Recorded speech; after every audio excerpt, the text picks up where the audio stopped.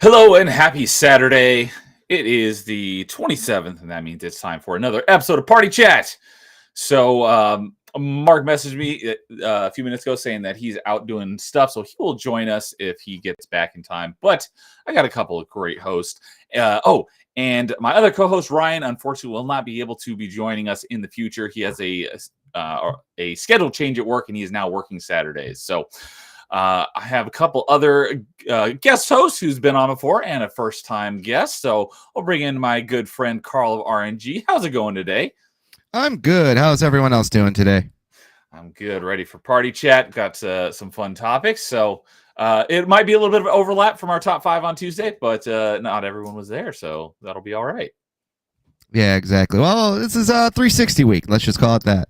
Yeah, so for anyone out there who doesn't know by now, the Xbox 360 store is closing on Monday. So there is about 2 days left. So a lot of my streams lately have been Xbox 360 centric, and this one is no different. We got a lot of 360 related topics today.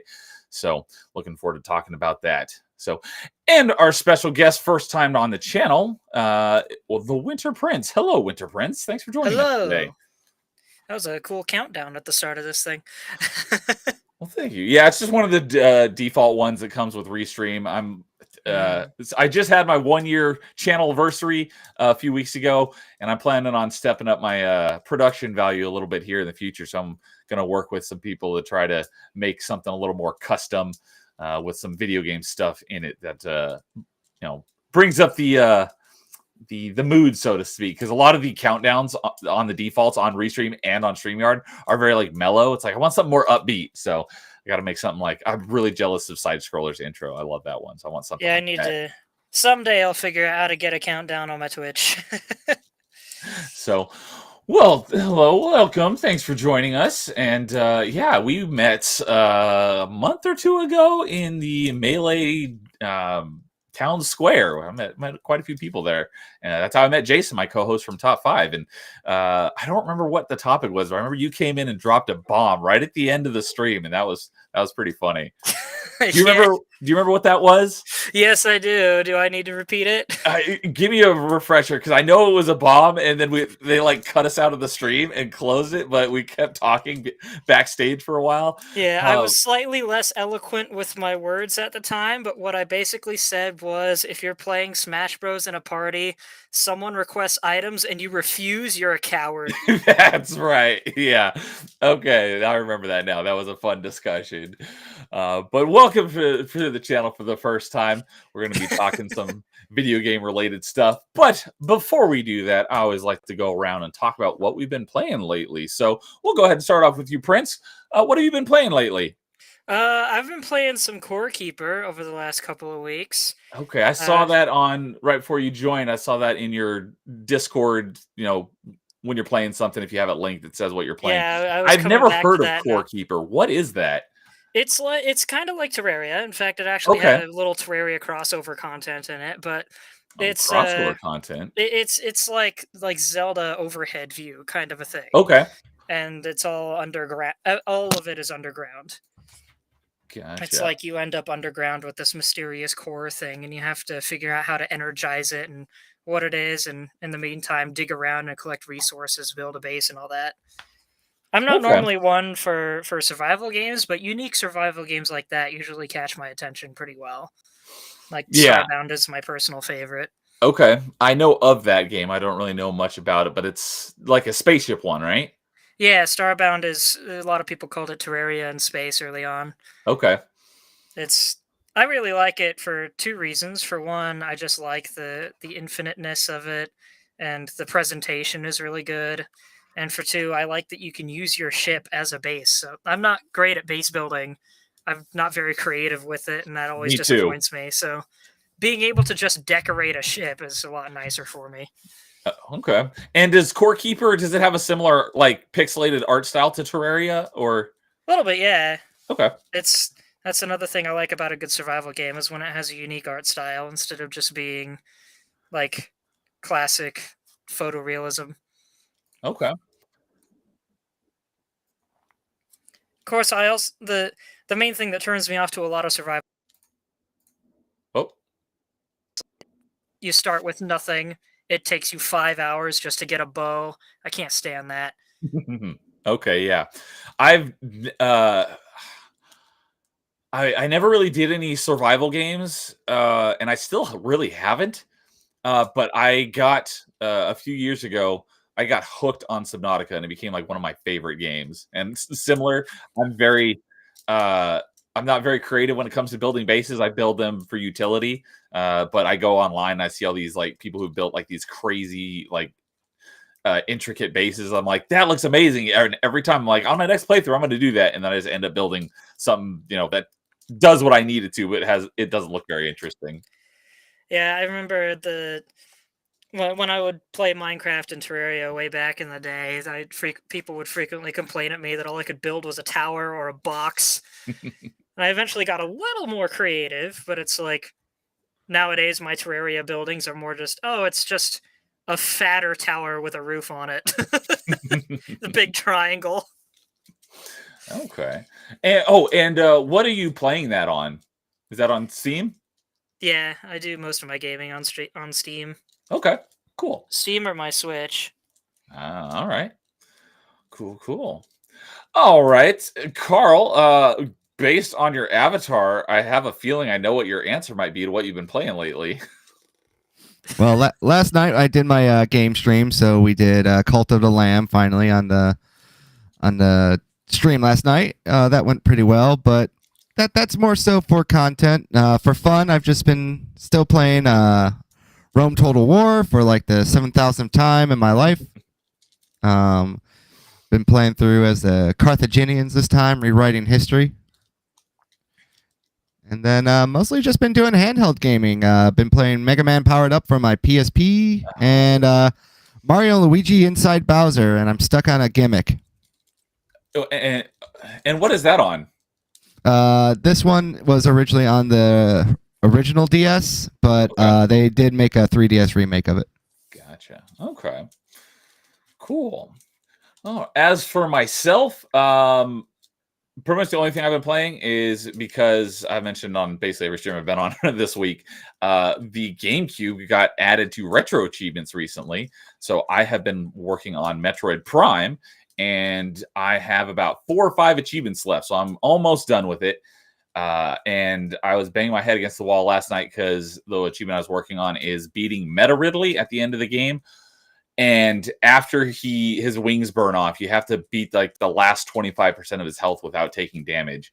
And like I got this close so many times, but it seems to be something seems to be wrong with the game, because he's only vulnerable for a couple seconds at a time, and you have to wait until he's vulnerable again, which is one of my boss fight pet peeves, is when you have to like wait to be able to attack them and do any damage. And then some difficulty. Yeah, and then he's easy to beat, but in order to do it without taking damage is really annoying. And because sometimes when his chest is exposed, when he can take damage. Sometimes he'll take one shot, which does, a single shot of your beam does very, very tiny damage, and then because he's supposed to be it's supposed to like open up and stay there for about five seconds or so, but sometimes you shoot him once and it closes. And it's like, well, that was completely pointless. Or other times, I'll hit him with a super missile, and it does no damage. Like he does the animation where he's stunned, and I hit him with a super missile, and it doesn't take any damage. If it wasn't for that happening at random times, I would have beaten it probably like 3 or 4 times last night. But it keeps like glitching out on me, and not taking damage or cutting off his vulnerability phase when it shouldn't. So I was getting really pissed at that last night. But I'm going to make another run at it today. And hopefully I'll be able to finish that up. The next achievement is for the final I don't know if it's the first phase or the second phase of the Metroid Prime fight at the end, which is basically right after the Meta Ridley fight. You have to beat him before his 4th phase change. I don't really know what that means, so I need to look into that once I get to it. I'm hoping I can knock both of those out today, and then the others that I still have left to do is you have to sequence break and get the boost ball before the you have to get the space jump boots before the boost ball, because normally you need the boost ball to get to the space jump boots. But there's a trick you can do to bypass it. So I'll start a new save and try to get it on that. And you also have to beat the intro section in under like 4 minutes. And I've done that one a couple of times, and I keep missing it by like 10 seconds.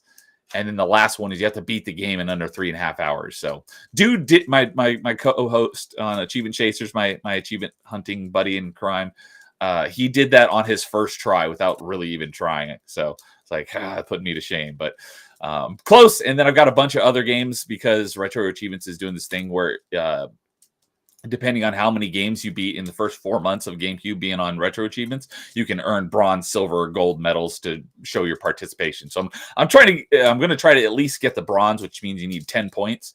And you get 1 point for each game that you beat, and you get 1 point for each game you master, which means getting all the achievements. So after that, I'll move on to something else. I haven't really figured out what yet, but that is what I have been playing lately. And yeah, I love, for anyone who doesn't know, Metroidvanias are my thing, and Metroid Prime is one of my favorites. I love that game. I think I put it at my number 2 favorite Metroidvania of all time on, let me pull it up here since I've got it right here. On top 5, the first episode we did Metroidvanias, and yes, Metroid Prime was in my number 2 slot. So I love this game. I love all the Metroid Prime games, but yeah, I just love Metroidvanias in general.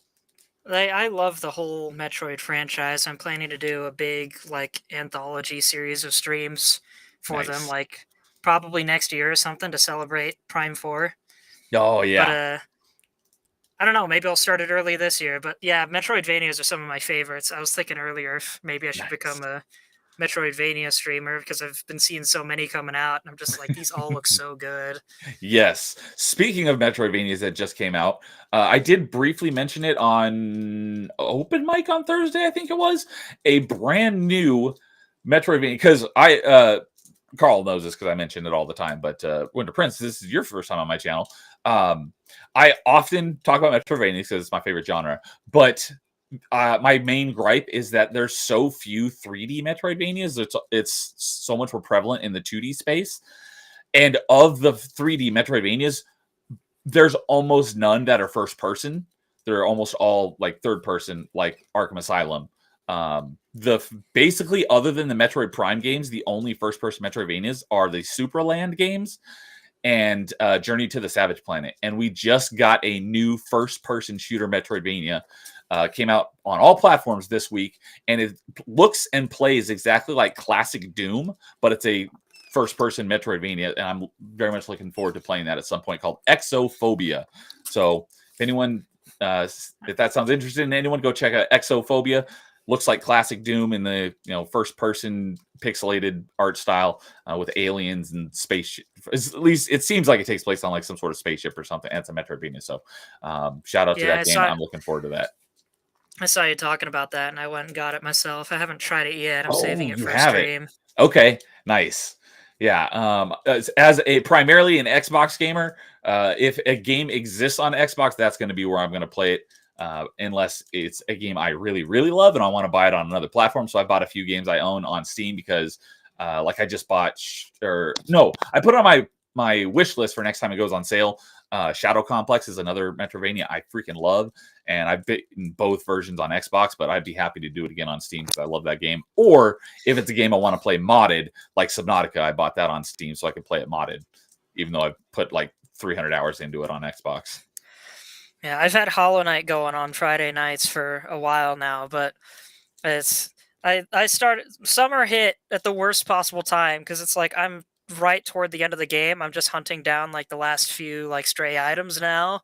Okay. But I've been so busy with just random events and stuff like that these past couple months in my personal life. I just haven't been able to stream it very much. It's like I'm gonna get back into it and be too rusty to finish it. Gosh dang it. Yeah, my good buddy DJ Axis was just streaming it. I don't know if it was last night or the night before, but just recently because he's been trying to stream it for a couple weeks. But he's been having a lot of internet issues, and I think he got it resolved, so he's finally able to stream some Hollow Knight. Yeah, it's double disappointing for me because I've never actually finished the game before. I played it all the way to the end once before, and then I had a lot of trouble with the final boss, and I was like, I think I've seen everything I wanted to see. I'll go ahead and call it quits. Yeah, I've not put a lot of time into Hollow Knight because I have not enjoyed my time with it. It is on the lower end of the spectrum for Metroidvanias when it comes to like personal preference. I am going to play through it at some point. It's just I have zero desire to, because like the 10 hours I played, I have not enjoyed any of it. How far did you get in it? Last time I played it was probably like at least 6 months ago, if not closer to a year. It's been a while, so I'm not sure.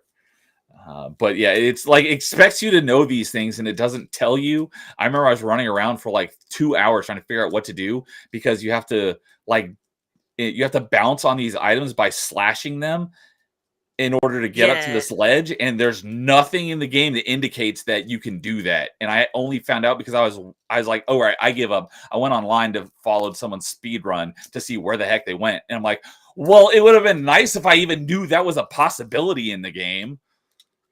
Yeah, the main key of Hollow Knight is if you're not sure what it is, what it does, or what to do, just slap things with your nail and you'll figure something out. So I will be getting through it at some point. It's just I have like zero desire because I've not enjoyed it.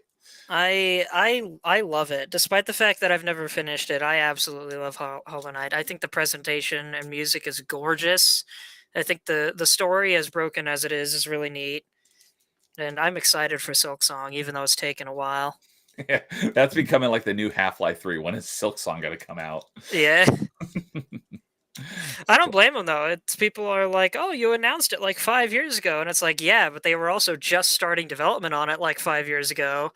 And it's like, why even bother announcing it at that mainly point? 3 guys. Chill out. Yeah, it's like, why don't you wait till you have something to show to announce it? The same thing with Metroid Prime 3 or 4. It's like they announced it freaking like almost 10 years ago. And then they're like, oh, 4 years later, like, yeah, we're scrapping it and starting it over. So it's been freaking forever. But they scrapped it and started over, but they also gave it to Retro Studios to make the 4th one. And I was like, you know what? If you're going to start the whole gosh dang thing over, I think giving it back to the guys that made the original trilogy is a good idea. Yeah. I was always skeptical. I'm like, they're giving it to a new studio. What's going to happen to it? But yeah, they gave it back to Retro. And it's like, yeah, not all of Retro is the same old guard, but there's going to be some of them, and that's a good sign. And I'm really liking it so far based on what they finally showed us. Yes, I'm very excited for it too. What about you, Carl? You into Metroid or Hollow Knight at all? I still haven't played either of those games. Okay. So, all right. Well, in chat, speaking of Metroid, we got a good buddy Christian Frady saying, I finished Metroid Prime 3. Nice. Yeah, I'm looking forward to, because currently Metroid Prime 2 does not have achievements yet on Retro Achievements, although the same guy who did the achievements on Metroid Prime 1 is working on an achievement set for Metroid Prime 2. So I'm hoping he finishes that fairly soon so I can roll right on into it, but I doubt it might be a little while. But Metroid Prime 3 being a Wii game, that won't get achievements for a very long time, because who knows how long it's going to be till they add achievement support to the Wii aspect, since it is all through Dolphin, which has Wii support. So it is a good starting point, but it'll probably be a while. But I'm very much looking forward to playing all the Metroid Prime games again with achievements, because I love achievements. So, and I have a new face that I've not seen before. Cryptic. Hello, Cryptic. What's up? Welcome. Yeah, that's one of my friends. One of your buddies? Well, welcome. And Christian saying that Prince of Persia Warrior Within is a Metroidvania. I have not heard that. I have not played Warrior Within. I have heard it's a good game. However, I do know that the recent Prince of Persia Lost Crown that came out earlier this year is a Metroidvania, and I've heard nothing but good things about it. I'm very much looking forward to playing that one as well. I played the demo, and I really liked it. I should look into Prince of Persia. I've known about it since the early days of Xbox, but I've never actually played one before. The only Prince of Persia I have actually played is the 2008 one. It was like a cel-shaded one. I played it on 360, and I think from what I've heard from Prince of Persia purists is that it's not a good game. I thought it was okay. I didn't think it was bad. Had some cool parkour mechanics, but I don't know anything about the Prince of Persia lore, so I don't know if it was blasphemous or not. But that was the only one that I played. But yeah, I am looking forward to playing Lost Crown at some point, because that looked like a really good game, despite it getting a lot of hate from Prince of Persia purists when it got announced, because as far as I know, the prince isn't even in the game, or he's like an ancillary character. But it's the moment I saw it, not knowing anything about Prince of Persia, I'm like, that looks like a good game. So If I recall, the original Prince of Persia game, like the first one, Back on like or Atari no, or maybe something. yeah, I think so. I know it's a difficult game. I was gonna say maybe I'm getting it mixed up with Wolfenstein, but I think both of them actually originally started with Atari or one of those old, like 4-bit console gens. Could be. They're both quite old franchises. I know Wolfenstein did. It started out as like a 2D stealth game, but it was very difficult because it was a Atari stealth game. Yeah, I never really played any of the old Wolfenstein. The only ones I played are the more recent ones for Machine Games, Old Blood and New Order, I think. And I like those ones a lot. I believe I played New Order. I almost finished it, I think.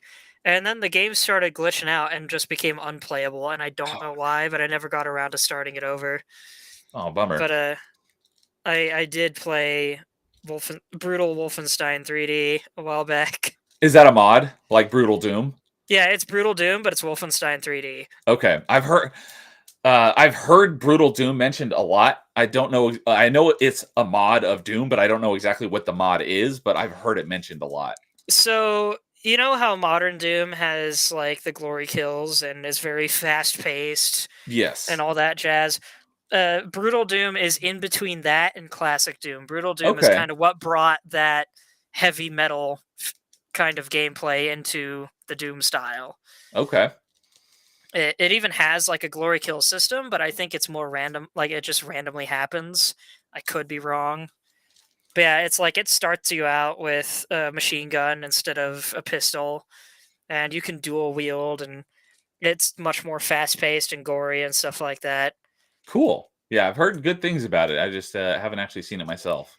If you want just run and gun nonsense, turn your brain off kind of a deal, Brutal Doom is very much that. Okay, I like the sound of that because my main complaint, because I never played the classic Dooms until after Doom 2016. That was the first Doom game I played. And going back to the classic ones, my main issue with the game was I never knew where the heck I was supposed to go. It was like a maze, and you're like, there's like the exits to levels are hidden behind fake walls. It's like, how the heck am I supposed to figure that out? Yeah, that was my biggest issue. So I believe Classic Doom actually does have a map. It's really cheap early gaming map, but I believe you can access that somehow. And then yeah, it's just I've made it through the classic Doom games. I don't remember if I've made it through the actual classic ones or the brutal versions, but I know I've beaten a few Doom games out there, but the newer ones are definitely much easier to navigate. Yeah, I did pick up because Doom is like one of the most modded games ever. I did pick it up because it goes on like classic Doom goes on sale on Steam like a bunch for like $1 or something. So I did pick it up a while ago. I haven't played it yet on Steam, but I know my buddy Melee James. Oh, you know Melee James is huge on Doom, and he knows he's done Doom mod roulette because he has so many different mods for it. So when I give it a shot, I'll have to ask him for advice on mods. So, and we got, as I mentioned a few moments ago, my good buddy Dude 1286 is over on Rumble saying howdy. What's up, dude? How's it going? I don't know if you caught it from the beginning, but yeah, I'm hoping to get the mastery of Metroid Prime before he does, because I started it like a week before he did, and he's like right behind me, and he's already got the 3.5 hour achievement, and I don't. So. It's a little bit of a, I don't know if he's considering it a race, but I'm kind of considering it a race. So, all right. Well, with that, we will go ahead and get into our topics for today. So, as is my usual, I like to give the guest host the opportunity to suggest a topic for the to start us off with, and we kind of went back and forth a little bit, tweaking it a little bit. But what we came up with is, what is something gaming related you would like to see make a comeback? So, I will let you go ahead and start us off with that. So one thing I was actually reminded of earlier that's like halfway this and halfway something I hope for in the future is Carl mentioned he's been playing Bowser's Inside Story on DS, and it's like we've gotten a lot of backwards compatible stuff in modern consoles, especially the Switch, but there's nothing that emulates the DS because of the dual screen thing. Oh, that's right. So I'm thinking the next Nintendo console is going to be like the Switch, but it's going to be thicker, and it's going to have a slide out or fold out second screen that they're going to put a DS emulator on. A Switch DS. A Switch DS. I think that'd be super cool. That would be pretty cool. Yeah, I never. I do have. Well, actually, my DS is right there, but I never really played it much. I don't have that many games for it, but I know it was one of the biggest selling consoles of all time. I So, used to have a blast with the DS. and I know that so many people like, I want to play my old DS games again, like on newer hardware. So that would be cool. I know. I do. I know I've talked to Dude about this in the past because when it comes to emulation, one of the biggest DS emulators got shut down by Nintendo recently. I don't remember exactly the details of it. I'm pretty sure there are other DS emulators out there, but that was like the big one, and it got shut down. So it's like there's less options now for playing your old DS games if you don't still have your DS in a working order. So what would you like to see to play again, basically on modern hardware that were some of your favorite DS games? Oh gosh. I was thinking it would be nice to play an updated Bowser's Inside Story, because I've always wanted to play that, but I never actually got the game. And now it's like, I'm going to get it, play it for like a day, and then move on to newer stuff again. But I would love to see Metroid Prime Hunters get a remake. That's one of the few games I do have on DS. Although I never finished it because I didn't know where to go. It's a tricky game, I'll admit. It's a little repetitive as well, but for the time that it came out, as far as I understand, it was really impressive. And I do remember back in the day when I played my DS a lot, I didn't have a gaming PC. I didn't have a lot of online stuff. And so it's like the best thing I had for multiplayer at the time, like classic shooter multiplayer, was 007 Nightfire on my GameCube. I've heard that was good, but I never played Nightfire. Nightfire is actually really good for the time. I really like that game. I got good enough at it, at least, and it had the ability to put bots in the game, so I could do multiplayer by myself. Okay, that was one of the reasons why I loved Perfect Dark over GoldenEye, is because it had bots. Yeah, the Nightfire had bots, and I used to set them up just to train myself. I'd set it up me versus a team of 6. I did that as well in Perfect Dark. I got good enough at figuring out where they'd spawn and where they'd go that one time I did a map that was just 2 bases at the end of a ravine. But there's huge rocks in the middle of the ravine, so you can't really see one base from the other unless you're standing on top of each end. 2 bases in the middle of a box canyon. Whoop-de-f***ing-do. Yes, well, that sounds familiar, doesn't it? Yeah, red versus blue reference. Kind of, yeah. But it's like, man, we need to bring those kinds of levels back, man. But I never played it online, but a similar, it was much more open but it was a similar structure that I played a lot, was on original Unreal Tournament, Facing Worlds. I played the heck out of that map against bots. I played Unreal Tournament one time in a game design class I was checking out. Oh, cool. But that's it. But yeah, I got good enough at Nightfire once that I knew where all the spawns were. And so I went and grabbed a grenade launcher, went out in front of my starting base, just pointed up into the sky and fired. And I waited 10 seconds, and then I hear boom, and I got 2 kills up in the corner. That's great. And I'm like, I need to crank up the difficulty on these guys.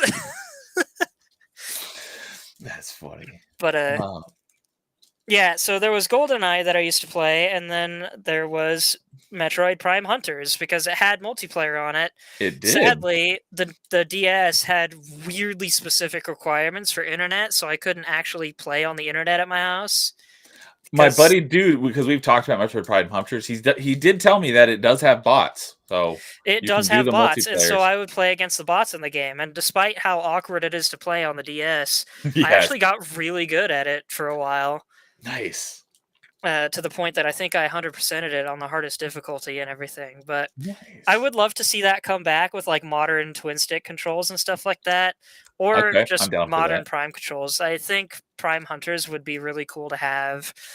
Plus, there's the bonus that Silex is coming back in Prime 4. So Yeah, I was going to mention that. That's where he debuted, right? Prime yeah, Hunter, he debuted in Prime Hunters, and and everyone then was was really in curious Prime about 3, I him think. because he was described as wearing stolen prototype Federation armor and having a vendetta against Samus for unknown reasons. And everyone was like, that sounds sick. Because, like, Space Pirate guy, everyone knows about that. He's a space pirate. It's obvious.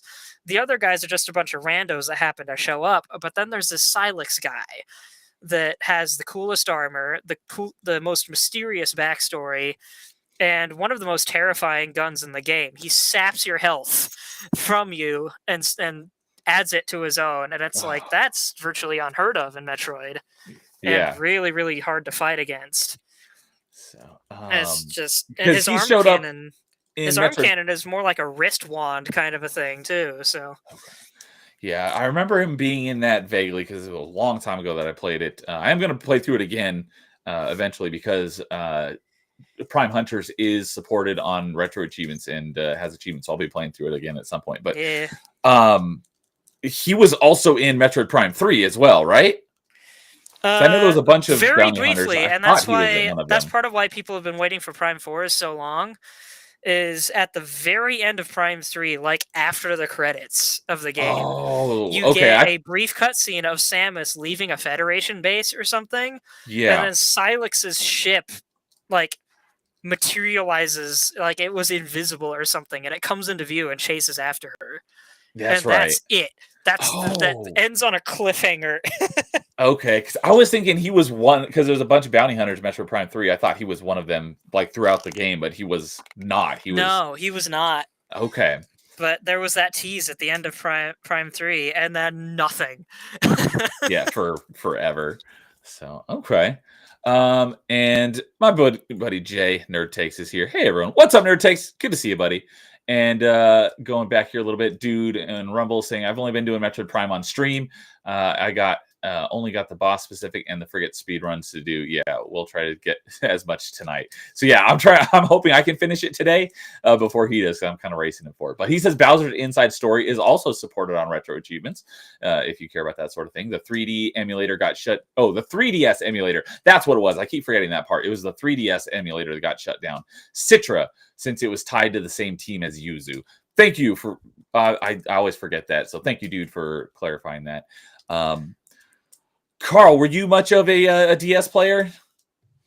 Yes and no, as you probably have said multiple times before. I was just more of a Pokemon kid growing up than anything else. Okay, so yeah, I know you're big on Pokemon, and I'm not, so I don't really know a whole lot about anything pretty much after Gen 1.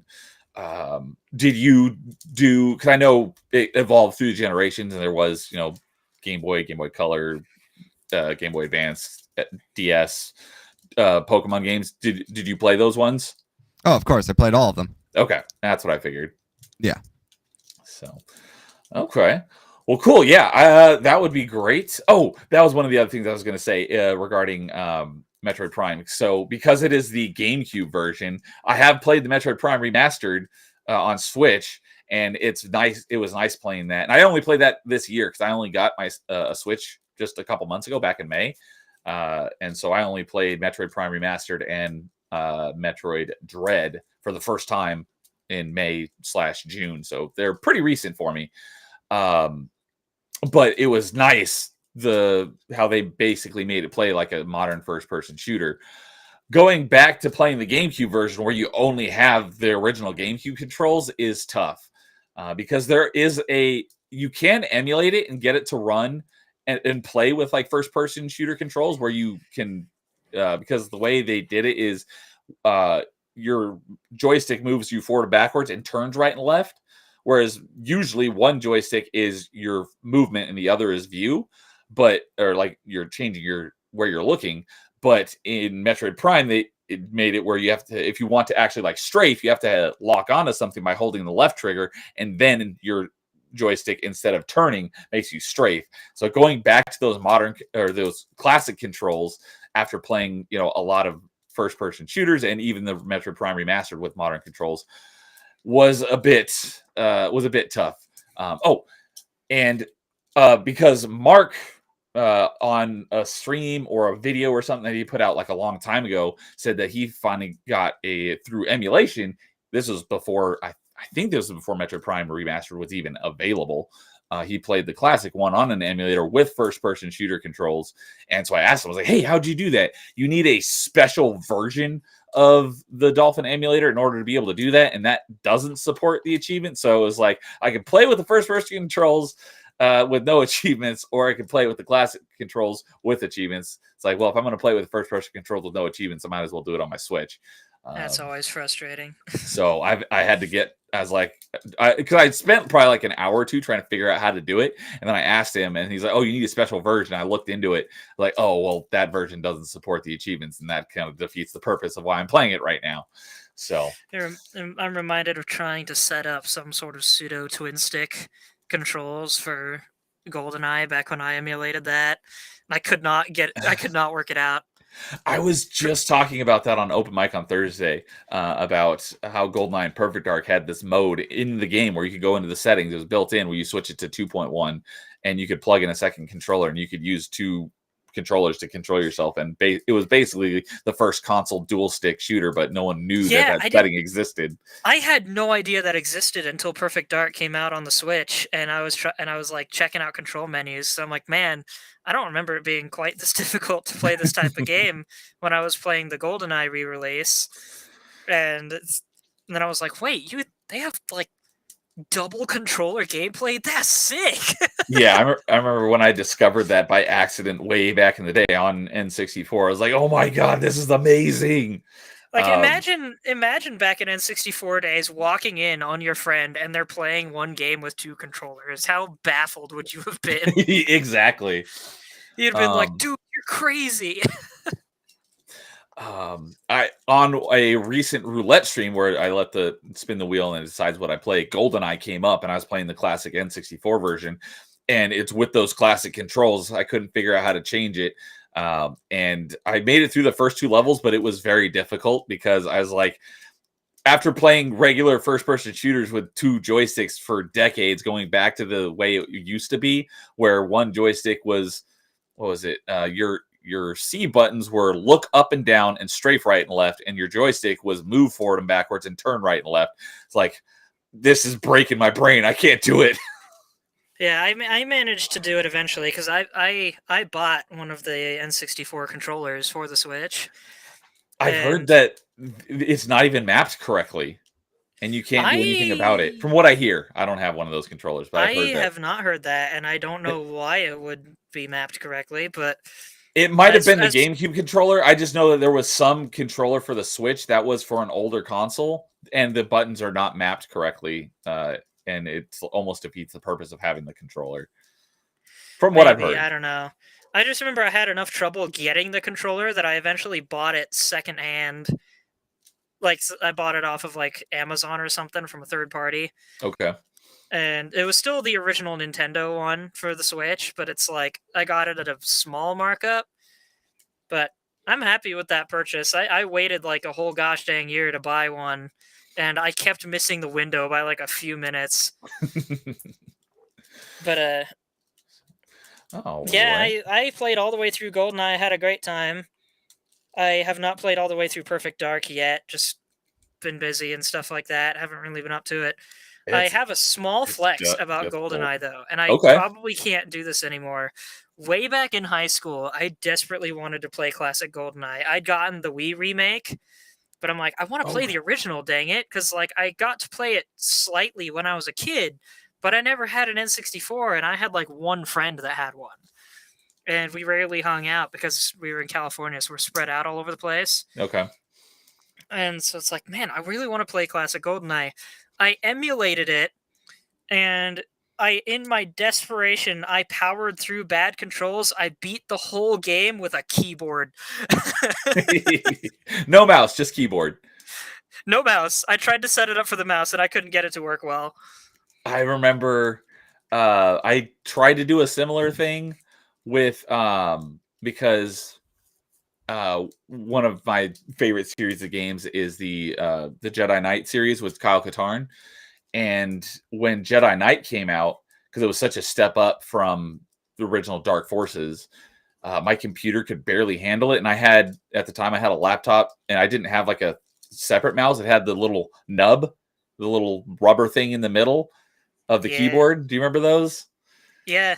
And I had that because it didn't have a touchpad. So trying to use that to aim was like almost impossible. So I was trying to play it like classic Dark Forces with just the keyboard, and I was like, this is not working. So I ended up owning the game forever. I wasn't even able to play it for like a couple of years until I got like a proper PC that could handle the game and use the mouse and keyboard controls to actually be able to aim. Yeah, I remember I used to have a laptop, and that was all I had for a while. And I had a wireless mouse for it, but sometimes I'd just try playing with the touchpad for aiming instead, just for fun. It's like, can I do it this way? And wasn't too bad at it after a couple tries. Nice. So we got a couple other friends in chat now. Flame Mage, what's up, Flame Mage? Good to see you, buddy. Hello. And Smooth the DJ, how's it going? I haven't seen you in a while. Good to see you. Hello, boys. Good. And dude is saying that the OG Metro Prime controls are second nature to him. It came back to me. It didn't take long because I did play the classic one a lot back then. It just took me a little bit to get the rust off and get those controls back into my head. But regarding the controller thing, he's saying that for Metroid Prime Remastered, they didn't account for players using the GameCube controller to play Metroid Prime Remastered on the Switch. And the X and Y buttons are flipped, and they're missing the minus and ZL buttons. So that's probably what I was thinking of. So thanks for that clarification. That would do it. It's weird that they would like re-release the GameCube controller, but without updated buttons. Exactly. It's like, what? It's such like how do you overlook that? Yeah. It's like, I wanted a GameCube controller, but it's like, does it even have both bumper buttons? Or do they just have the Z button like the old one? Yeah. How does that work? I don't get it. I don't know. I've got too much stuff anyway. I don't know where I'd put the thing if I got one. So, Carl, what about you? Is there anything that you'd like to see make a comeback? I would say that the only things I'd like to see make a comeback are just older IPs, either in remasters or remakes that we kind of see pop up every now and then. I'm a big proponent of Capcom bringing back Dino Crisis and Onimusha for sure. Okay, I know of those franchises. I haven't played them myself, but I know when people talk about like Capcom franchises need to come back, everyone's like, Dino Crisis! Mm-hmm. It was basically classic Resident Evil with dinosaurs instead of zombies, right? Yeah, basically, like Velociraptors, T-Rexes, and they made 3 of them, but don't play the third one because that one's doo-doo, and it's only Xbox exclusive as well. Really? Yes. Interesting. Yes, it's a completely different type of game, too. It's almost like a twin-stick shooter. Oh, I like twin-stick shooters. Well, you won't like this. Nobody liked this. Was it OG Xbox? Yes, sir. Okay. I was going to say, I don't think I've ever seen Dino Crisis on True Achievement, so it must be an original Xbox game. Yeah, Dino Crisis 3 is original Xbox game. Takes place in outer space, so it's a drastically different game. Dinosaurs in space? Yes. Interesting concept. Well, they did not do a good job. But it's more so like just as a collector and everything else, too.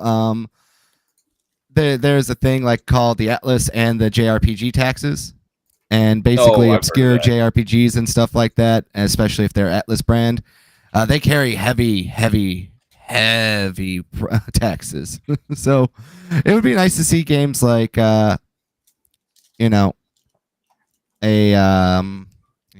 caught me off guard there. Games like Rule of Rose or just some obscure JRPGs from the past that are considered like, fan favorites, but they were discovered much later on from like a YouTuber or something else like that. Just try to bring them forward in a collection. A lot of companies have been doing a better job at this stuff, like PlayStation, for all their problems I've had with them recently. they have been doing a really good job making older games on all their old systems from PS1, PSP, Vita, so on and so forth.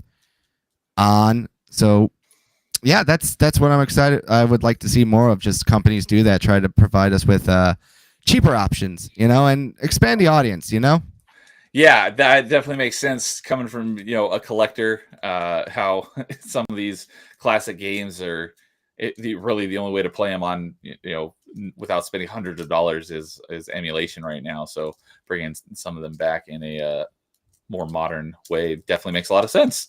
Yeah, and Smooth, yeah, I actually do have the Parasite Eve games. It's just, it's on that forever backlog, which I will probably die before I ever play. But if you want to access those games now and you don't want to pay the physical price, if you have a PS3 or a PlayStation Vita, you can still buy them both for, I believe, $20.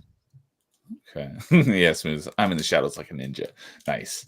So, all right. And my other co-host is able to make it. We got Mark the Cyborg. What's up, Mark? How you doing today?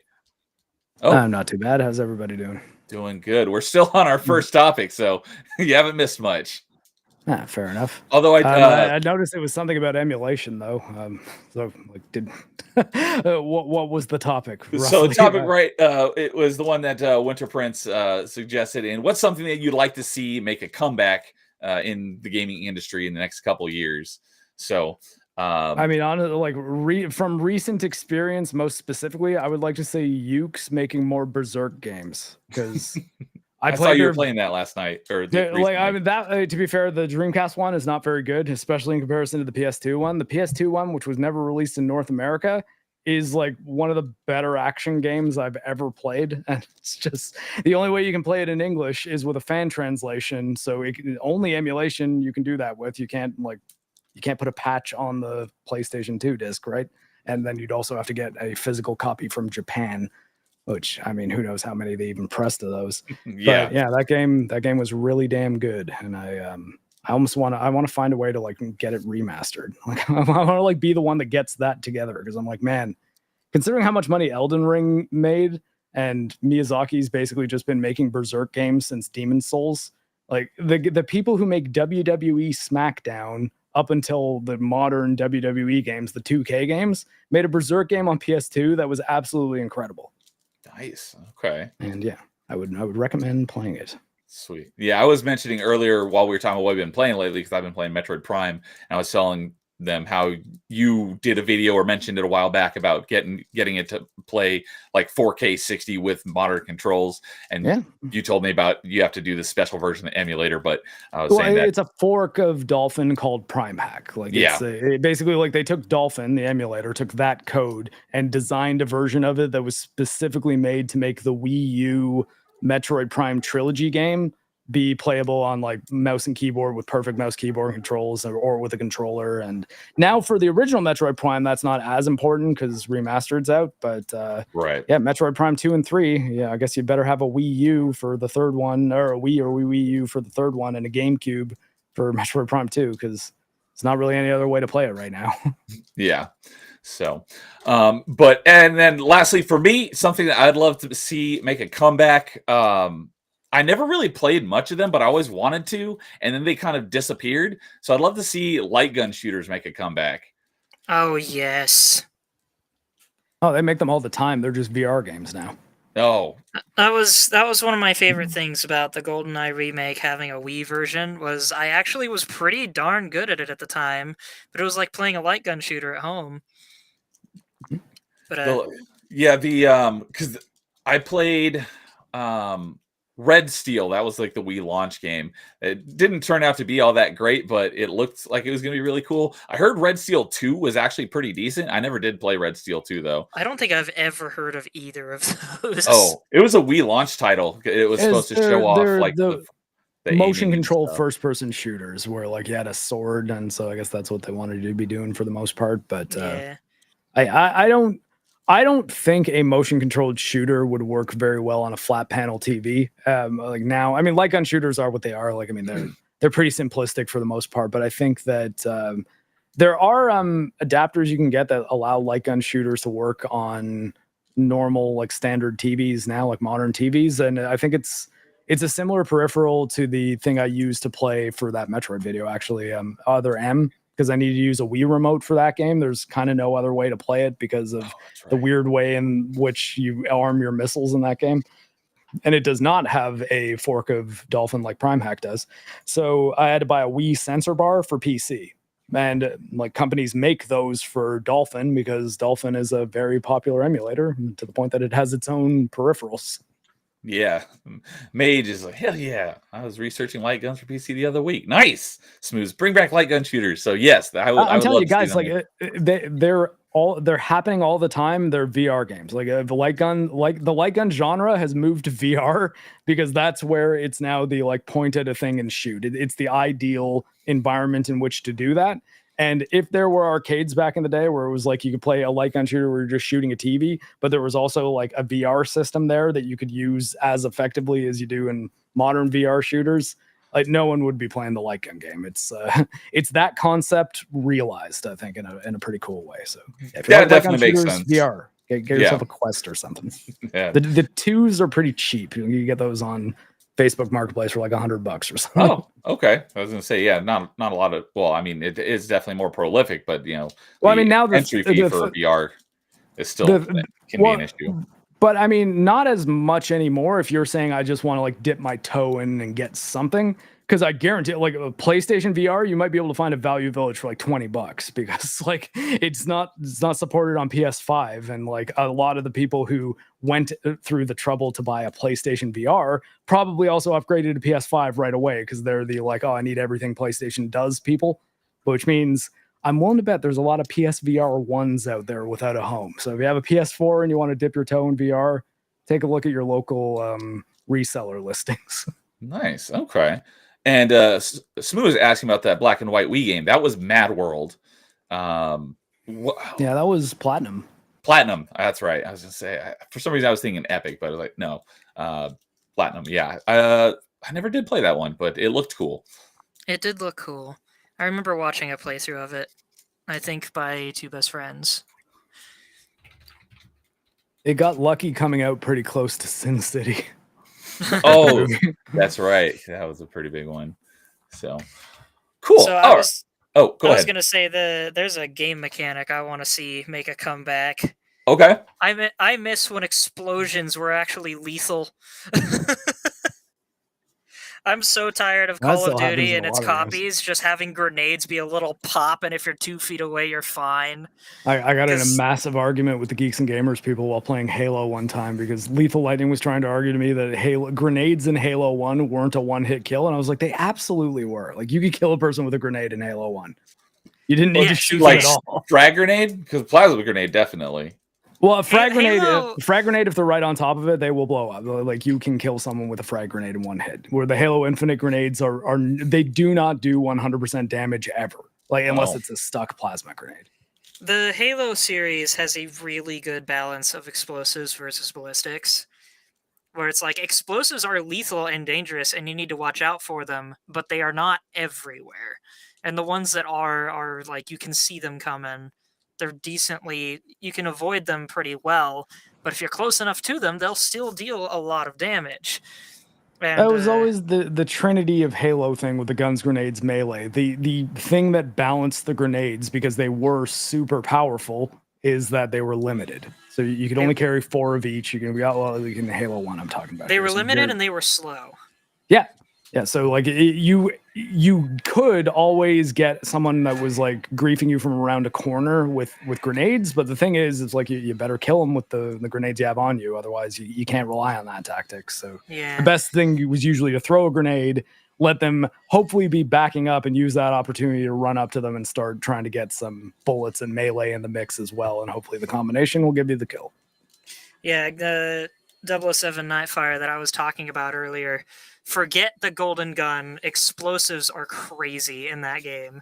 As I mentioned, how I got 2 kills blind with a grenade launcher. I remember another time I tested myself just for fun. I set the score limit to 120 kills, and then I went and grabbed a guided rocket launcher and sat on the spawn point. And I think I never moved from that spot unless I died.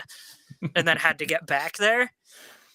And I won with the final score being like 120-2. I used to do something like that with Perfect Dark bots. Explosions in that game are nuts, and I love it. Good stuff. And then there was also Classic Battlefield, which didn't have explosions, were a little more balanced in that game, but it was still if you were close to the blast zone, or even if you were just close to where a tank shell hit the ground, you would get sent up into the sky. And I miss it. I miss it so much. Gosh dang it, Call of Duty. Yeah, I remember messing around in Halo 1 with like Warthog launching because the vehicles were indestructible. Stick plasma grenade and then throw a frag grenade and then shoot with a rocket. Have a bunch of people do that all at the same time and then all explode at one time. The Warthog just go like flying across the map. Good times. I've told a friend I kind of want to make a game that's based on Nightfire where the explosions are lethal again and just call it Explosives Go Boom. So, all right. Well, I think we'll finally move on to our next topic. So heading into the 360, got a couple of 360 related topics. So let's see here. What order I put these in?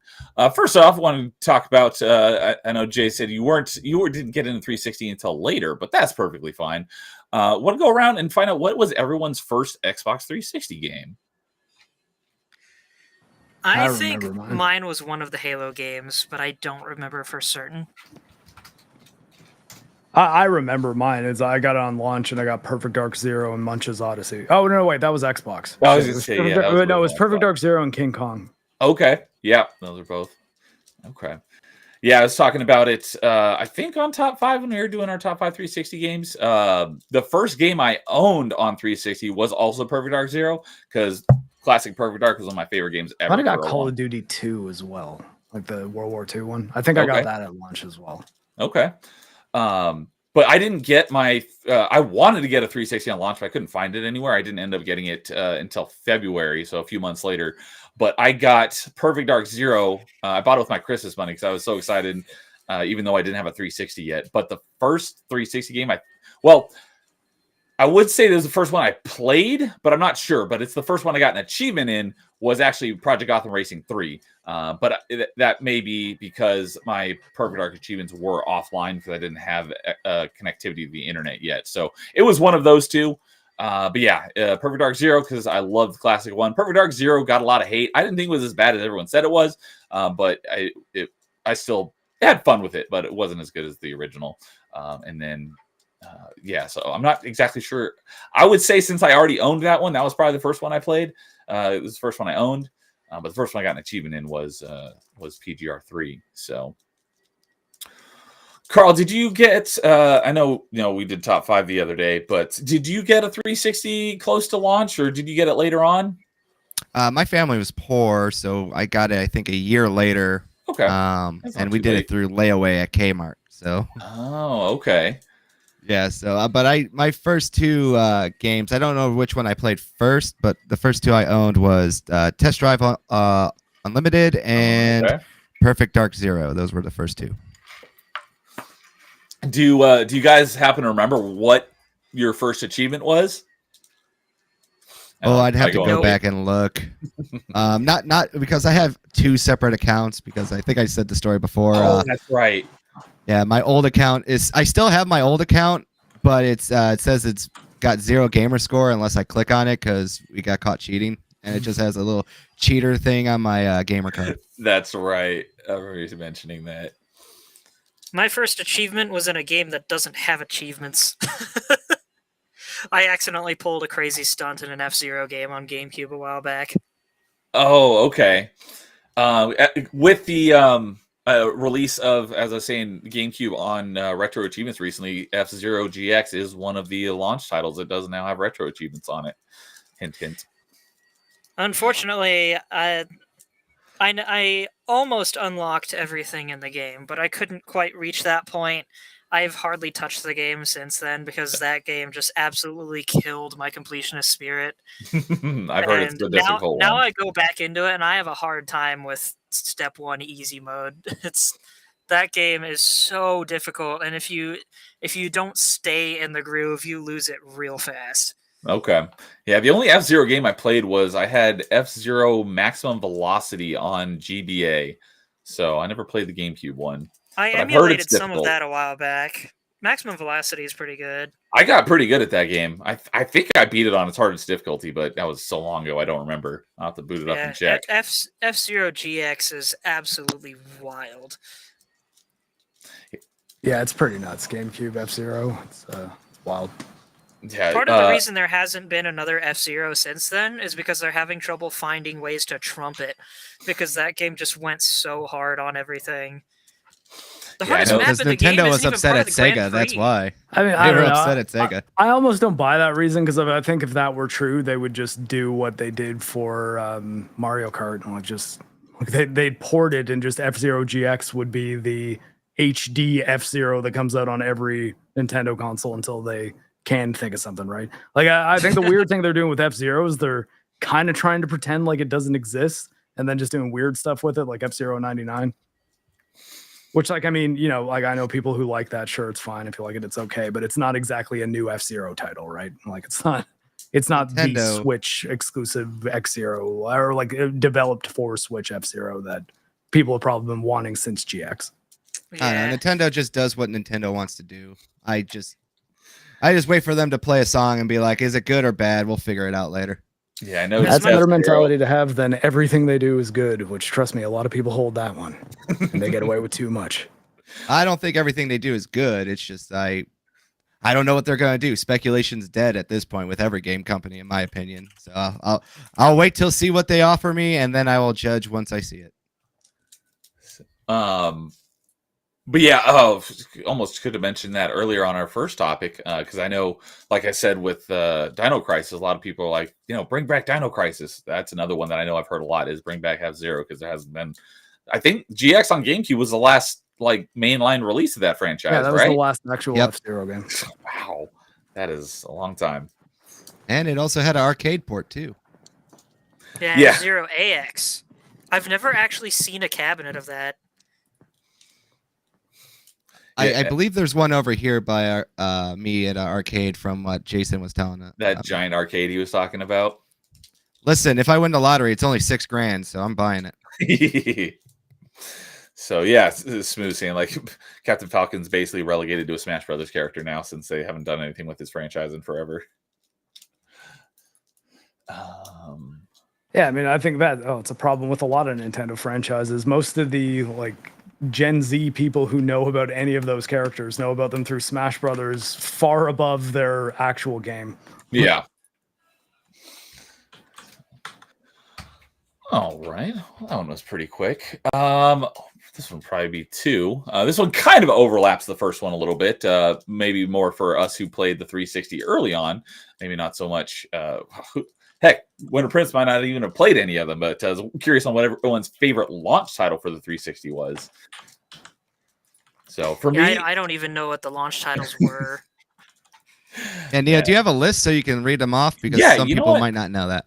I will bring that up here. That's a good question. I know a few of the ones I got at launch. So my favorite, they'd be the same ones that were the first ones I got, though, probably. Yeah, I know. We talked about it on the 360 episode, but there's no way in hell I remember all of them. Yeah, no worries. My favorite ended up, because I thought Perfect Dark Zero was going to be my favorite, but it didn't end up being my favorite. My favorite launch title was actually Project Gotham Racing 3. But I've got the list here, and looks like this is alphabetical. So first off, we got Amped 3, the snowboarding game, which that game was good. Yeah, I have a funny story about that one because I gameflied it in 2007.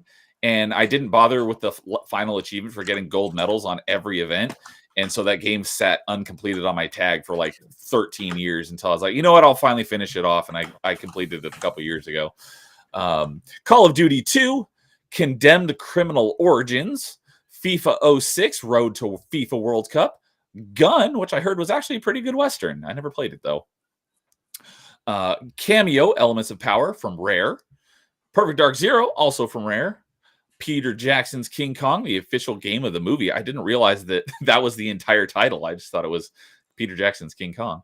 Madden NFL 06 NBA Live 06, Need for Speed Most Wanted. I forgot that was a launch title. That was a great Need for Speed. I love that game. Project Gotham Racing 3, Quake 4, which I have a feeling might be Mark's. Tiger Woods PGA Tour 06. Well, I don't know about the 360 version, but yeah, I definitely got that at launch if it was a launch title as well. It actually came with Quake 2 as well. Okay.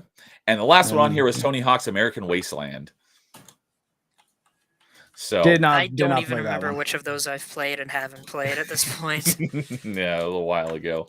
So yeah, of those, I have played Amped 3, Perfect Dark Zero, King Kong, Madden NFL 06, NBA Live 06, Most Wanted, Project Gotham Racing 3, and Tony Hawk's American Wasteland. So I played probably about half of them.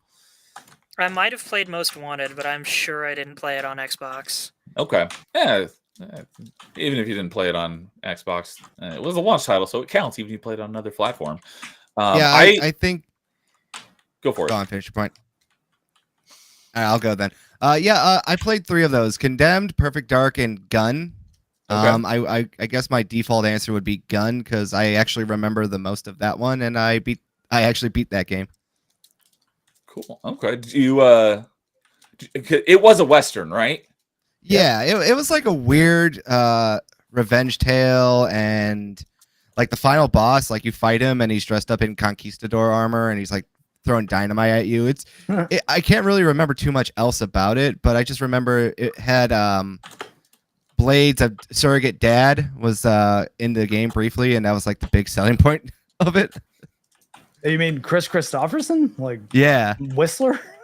Yeah. Okay. He was in the game, and he also kind of does like what he did with Blade in that movie where he plays your surrogate father. Oh, neat. Yeah, if you never played like Red Dead Redemption, this felt like prototype Red Dead Redemption, and I think it was also Activision published, if I recall correctly. I think so. That sounds correct. Let's see. Yeah, I've heard that Gun is a lot like Red Dead Redemption, but earlier. Yes, I think it was I tried Activision. it on PC once, a long time ago. But if I recall, they did that weird thing where your vertical mouse speed is not the same as horizontal or something. I hate that. First-person shooters do that all the time, and it annoys the crap out of me. Yeah, sometimes you're given the option to vary them individually, but I like them being consistent personally. Yeah, it's so annoying when they're locked together and you can only turn up your sensitivity and it goes both vertical and horizontal. It's like, no, the horizontal's fine. I want to turn up my sensitivity for the vertical because it's lower than the horizontal. That's annoying. I remember the one time I could give it a pass was with Battlefield 1942. They had it where your mouse speed was dramatically lowered in a tank. But it's like, I can kind of get it, though, because, like, tanks are big and slow, and it takes a little while to turn that turret around. Super fast, yeah. Carl, you about to say something? I was just going to say, if you're interested in more gun facts, it was also cross-generational. So it was also on the PS2 and the original Xbox. I did not know that. That was the first time we had people going, oh, well, that's not a real next-gen game. And I was like, oh, come on, guys, that doesn't mean anything. Yeah, and then on top of that, too, sorry to cut you off, Mark, but that's okay. It was also received a PSP. I don't know if it was like a spin-off or a sequel, but I think you play as Native Americans in that one. I did not know about that one. So... all right. So NerdTake saying, man, I forgot about GameFly. Yeah, most people forget it. It's still around.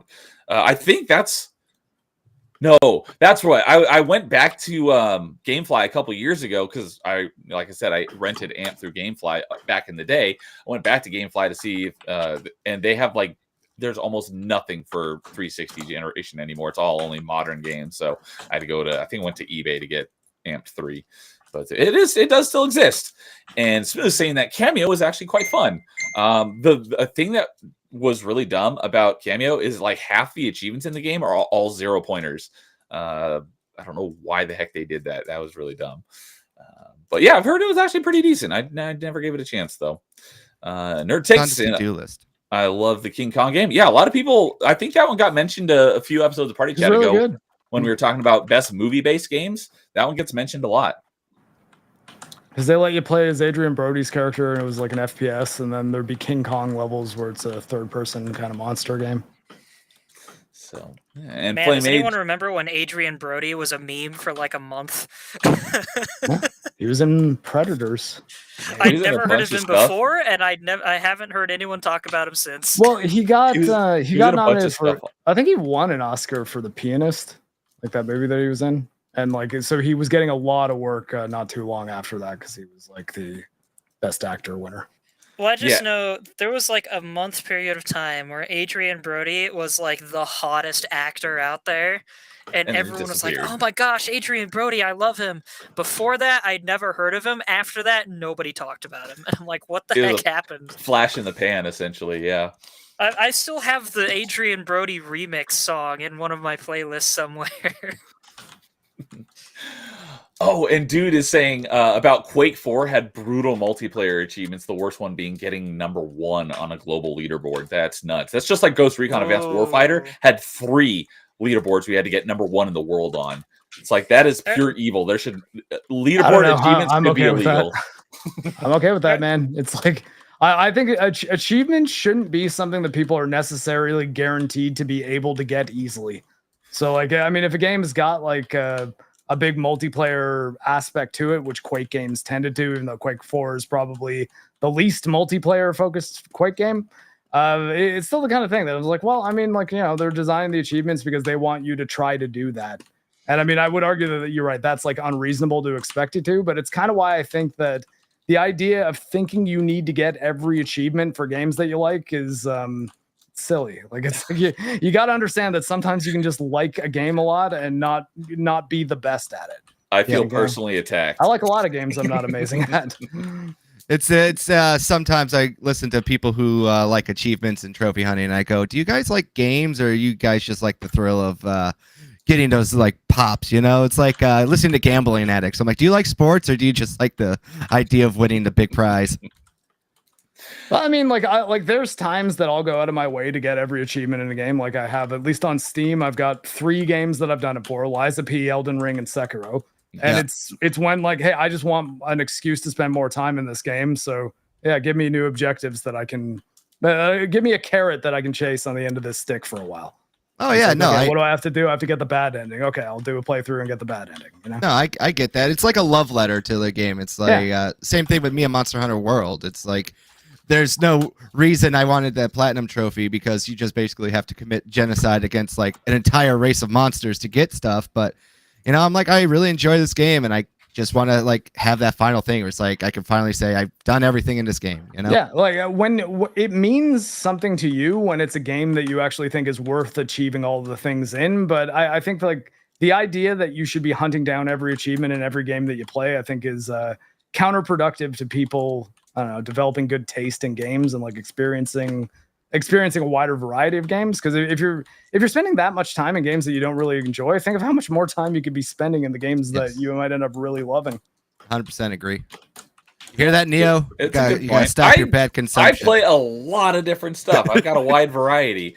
Basically, the only genres I don't typically go for, like fighting, RTS, and JRPGs. But well, you guys know that else. like I was doing a Twitter thread that was like argument, I guess, not really a thread, that was about this. Is you know that game Flintlock?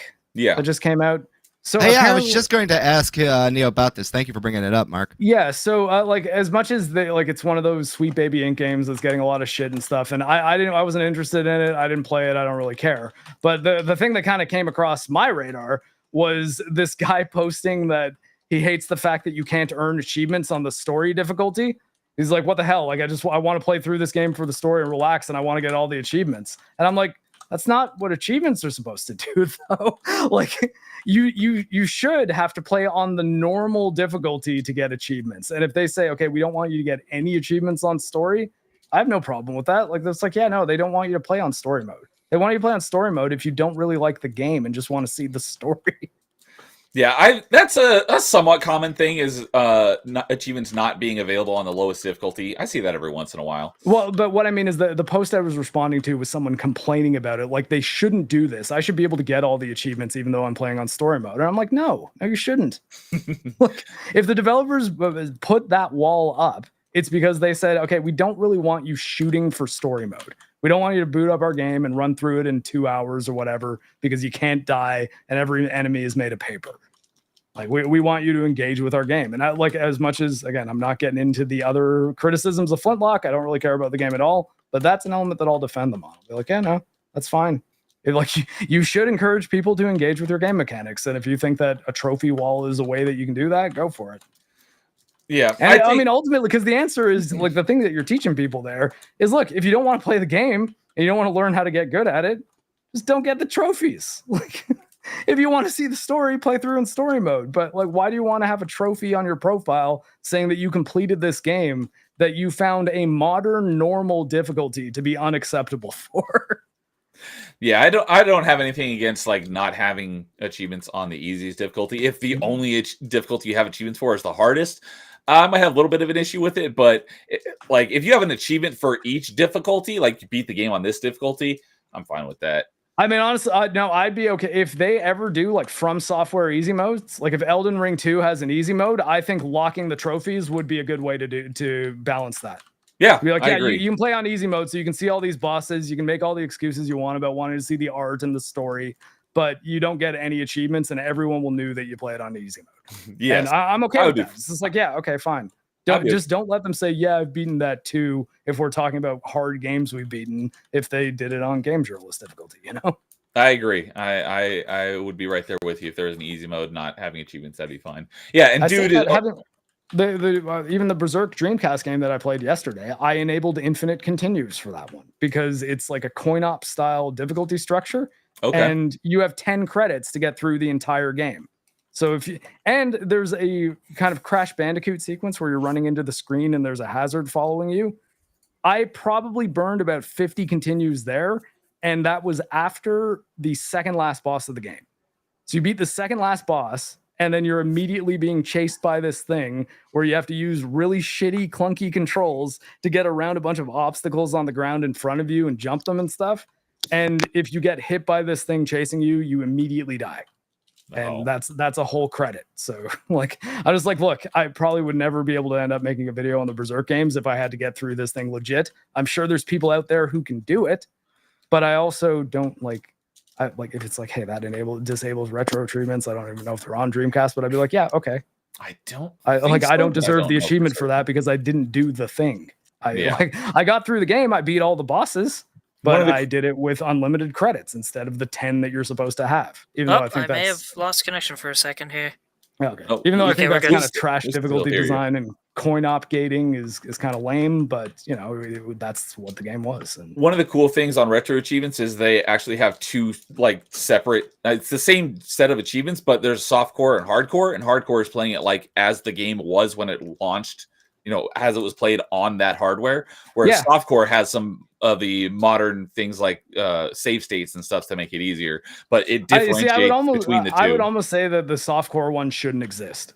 It's like I think that is the element that's making achievements kind of turn into what people are viewing as participation trophies that they should be getting. But it's like, no, they're supposed to be achievements. You're supposed to be able to say, hey, look, I did this. It took a lot of effort, and I went through the trouble to learn how to do this difficult thing.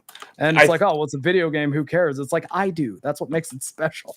I've only done 4 games on retro achievements so far. I've got a bunch more than I plan on playing, but from what I gathered, it seems like the community also doesn't consider softcore to be actual achievements. So like, if it's not hardcore, it doesn't count.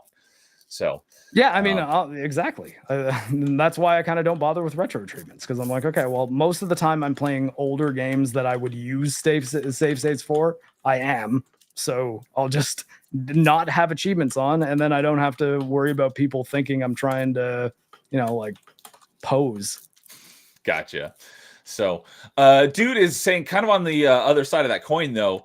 He feels like he's played a bigger variety of games since starting achievement hunting, because it's leading him to play more games that he might not naturally. So, and he does say that you got to understand that the reason you should be wanting to play the games isn't necessarily just the achievements, though, right? Like if you end up liking a game, it's because you liked that game, not because it had achievements that you wanted to get.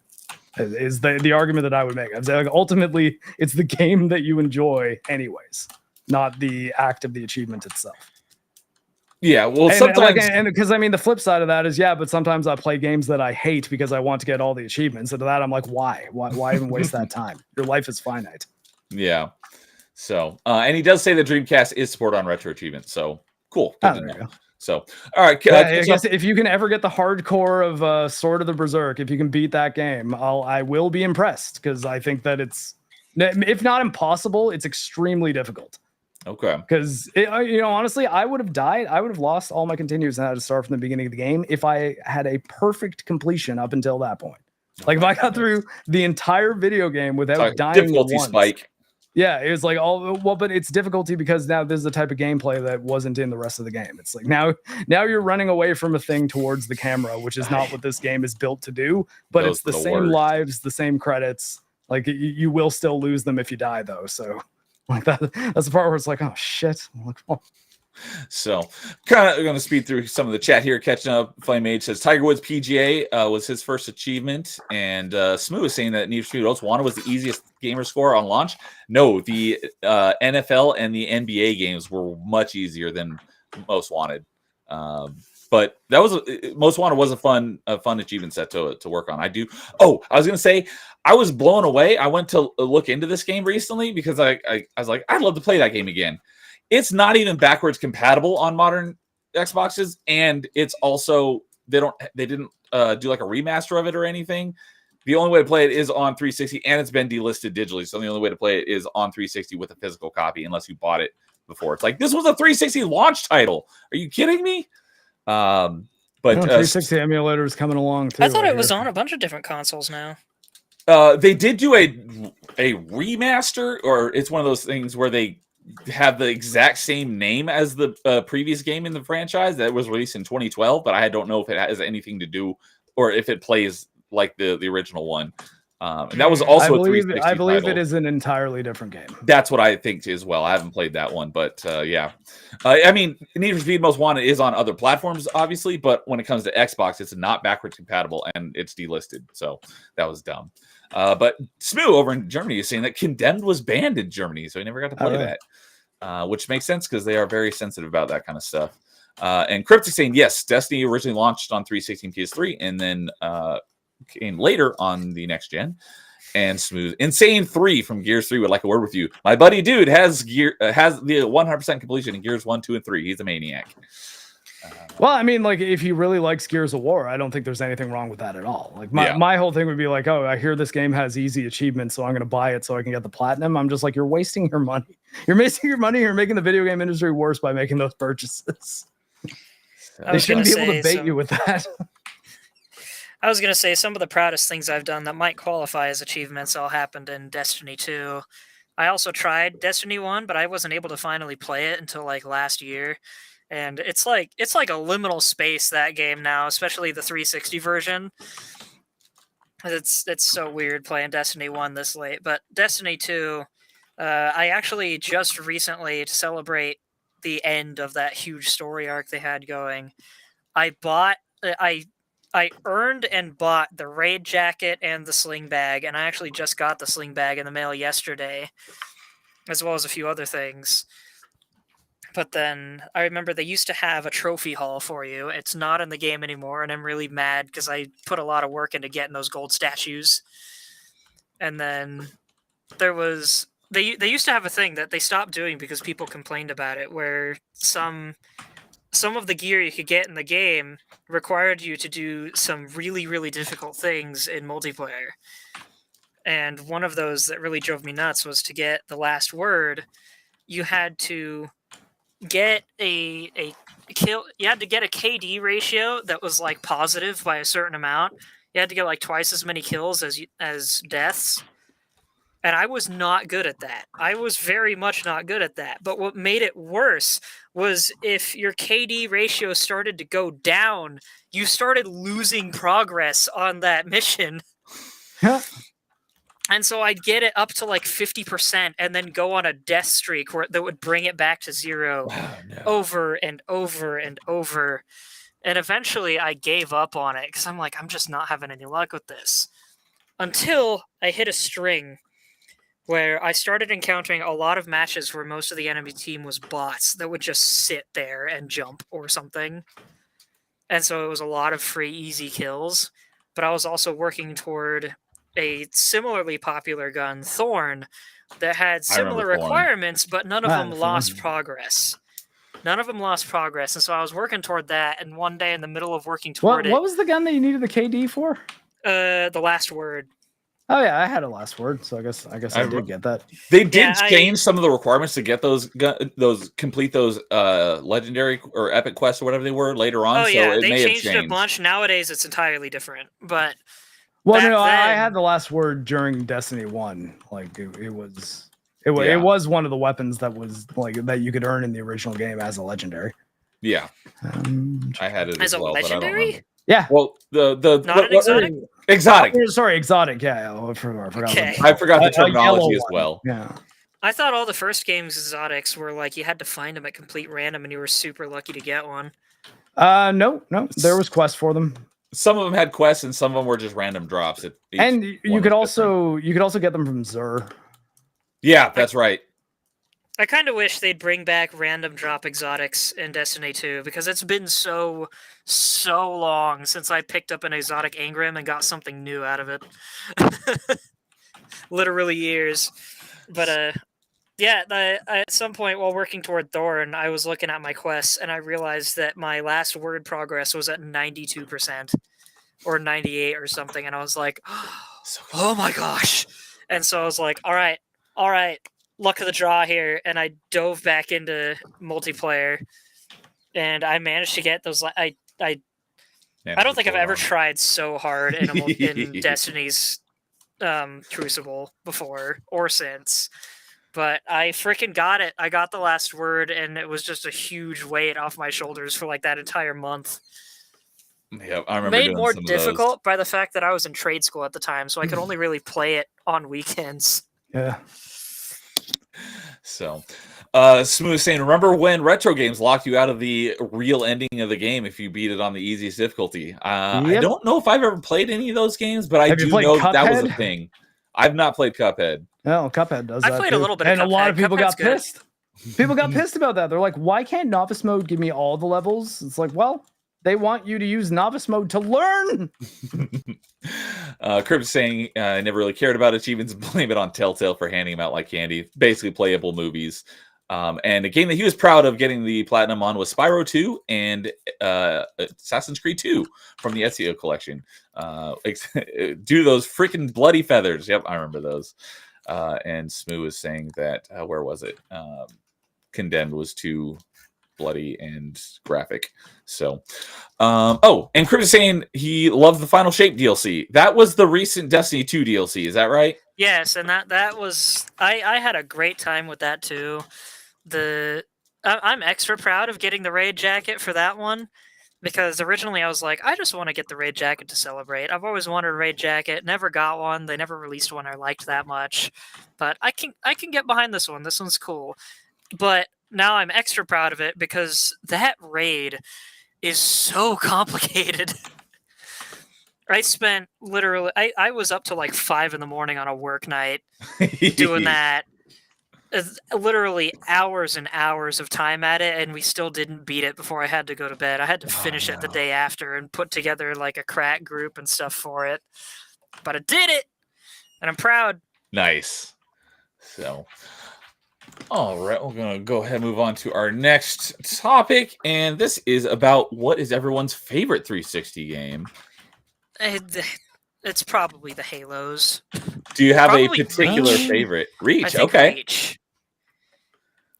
Yeah, so we on Tuesday on our most recent episode of Top 5, we were ranking our top 5 favorite 360 games, and Halo 3 came out on top. Is not everyone's favorite, but it out of the 5 panelists, it was on four of our lists. So didn't Castlevania Symphony of the Night get a re-release on the 360 at one point? Yeah. It was an Xbox Live Arcade game. Yeah, I didn't get it on Xbox, but I do really, really like that game. That was actually the first like series that I started streaming. I started with Arknights, I think, when I started really getting into streaming, and then it was October, so I decided to play Symphony of the Night for Halloween. Okay.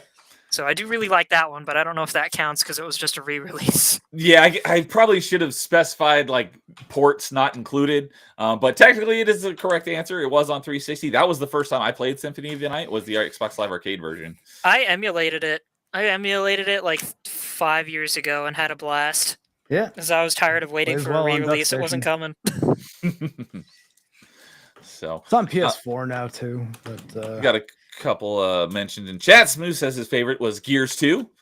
Good answer. Cryptic. Oh, you mentioned this earlier in chat, but I forgot to bring it up. His favorite was Fable 3, even though a lot of people had some problems with it. But cool. Yeah, your favorite game is your favorite game. When we get to my favorite, a lot of people have issues with it, but it's my favorite game. Melee K says Dead or Alive 4 is the best 360 exclusive. Exclusive, no. But Reach. well, I mean, no. Favorite- Hold on. Best exclusive, I say, is if Halo she 3. No, she says it's the best exclusive, and your question was, "What's the best Xbox 360 game?" Yes. Why is her answer not acceptable? No, It's hers. like, oh, exclusive? No, I'm just saying for me. No, if she's obviously she's welcome to have her favorite 360 game be Dead or Alive 4 because she loves her fighting games. I'm just saying for best exclusive 360 games, although that would have been a good question as well. For me, I'd probably say Halo 3. Honestly, though, why make the distinction? Like that's kind of what I mean. Like if a game came out on PS3 as well, but it was your favorite game on 360, why is that a problem? Oh, it's not.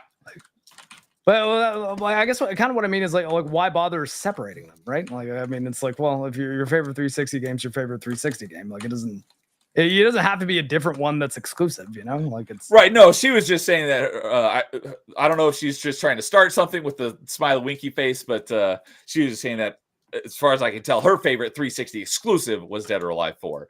So my favorite exclusive for 360 would probably be Halo 3. But it's not my favorite 360 game. What is then? Like that's what I mean. Like what's okay? Nerd Tech saying Arkham City was his favorite 360 game. Excellent game. My favorite 360 game and my single favorite game of all time is Mass Effect 3. Oh, okay. So yeah, that was on PS3 as well. That makes sense. But I love that game. It fumbled at the 1 yard line, as I like to say. I got that from someone else, but the ending to the story was not good. But I think that everything was else, me. There, you got that from. It very well could have been. I need to get around to finishing 3. But everything else in that game, I think, was phenomenal. Just the ending sucked, but it wasn't bad enough to ruin the entire game for me. Like a lot of people, they're like, "Oh, I hate that game because the ending was terrible." It's like, yeah, you can have that opinion. I think it wasn't bad enough to ruin the entire game, especially after 3 games, leading up to it, which were all fantastic. And I love the multiplayer. Mass Effect 3 is my second most played game of all time because I love playing the multiplayer. So I freaking love that game. Well, there's a quick silence. I wanted to let you know. I don't know if you can show it on this stream or not. I don't know how this all works. But I found an old video of the F-Zero thing I mentioned earlier, and I sent it to you on Discord. Yeah. What is... Oh, you just attached it as like a file that you had on your computer? It was on my phone, actually, but yeah. Okay. I thought I had it on my computer. I need to upload it to my channel at some point. I thought it already was like a year ago, but apparently not.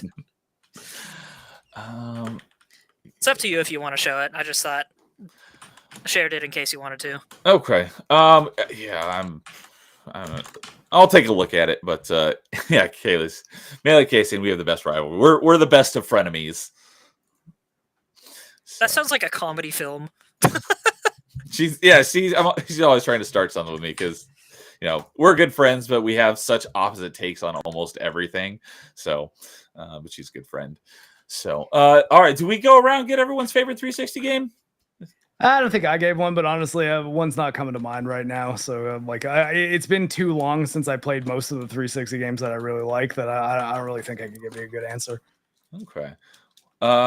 Carl, I don't think you mentioned. I mean, you were on top 5 the other night, so I know your answer, but I don't think you mentioned it here yet.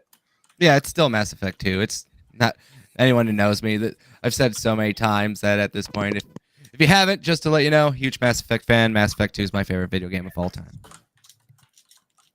So cool. All right. And then we'll go on to another one, which I think will be, who knows? Sometimes I say, this should be a quick one, and then we go off in another, 45-minute tangent.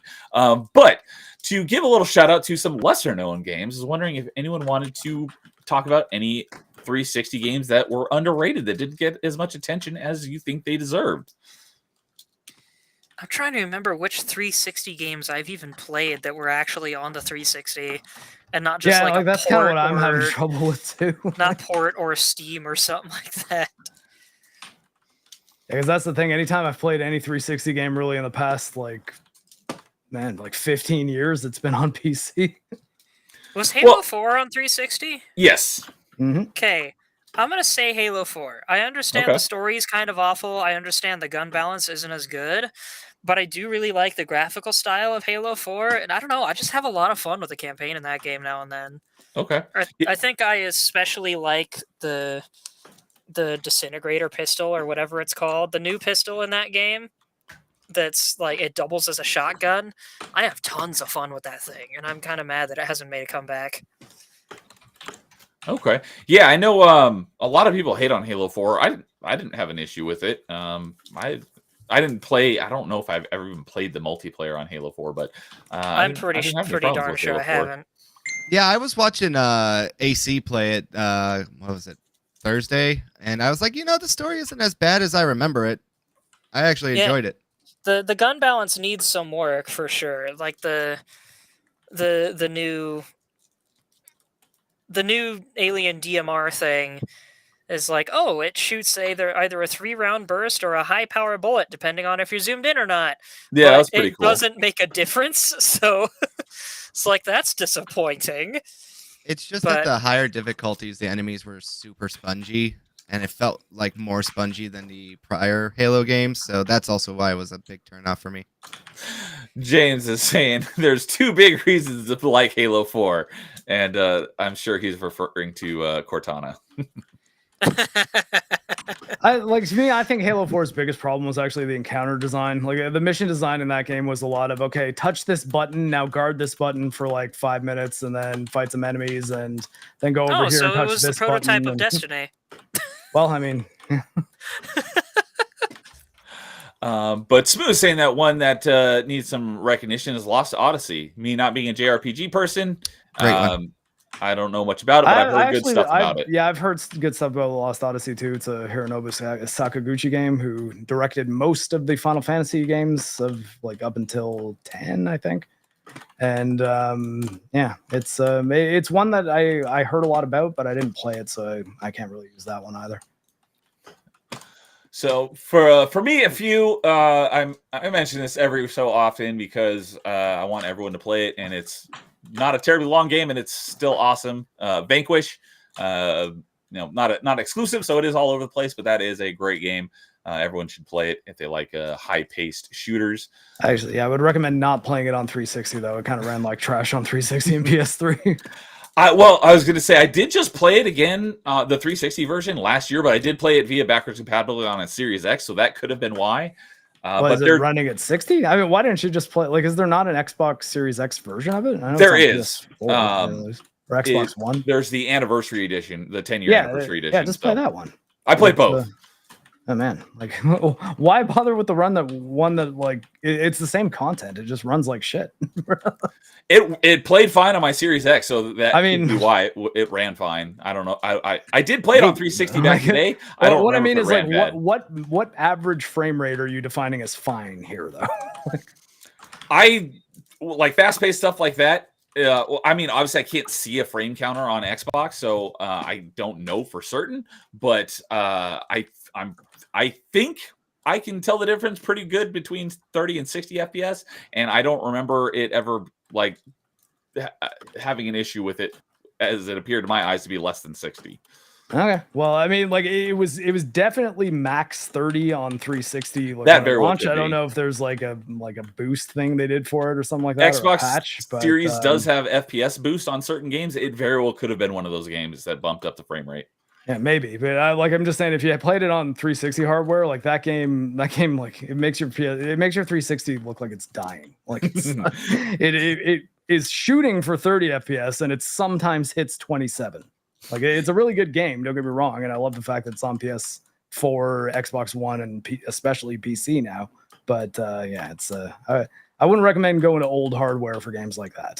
Super fast-paced shooters that require precision aim, you might want to just play those on new hardware. I played through it once back when it first came out on 360, before I was like knew the differences between frame rates, but I hadn't played it again until like last year on my Series X. But yeah, Vanquish re-release is fire, smooth.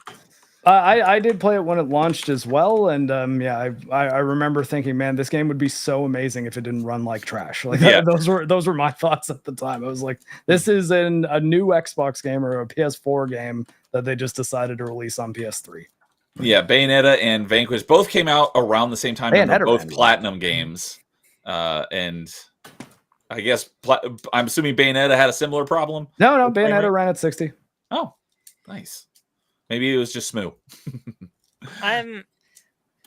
Small tangent. Although really I think actually, sorry, curious. just to correct that, I think one of the consoles ran Bayonetta worse than the other. I just don't remember which one it was. But maybe his PS3's version ran worse than 360's. Maybe. Yeah, well, yeah. I mean, it's 60 FPS on Switch as well now too.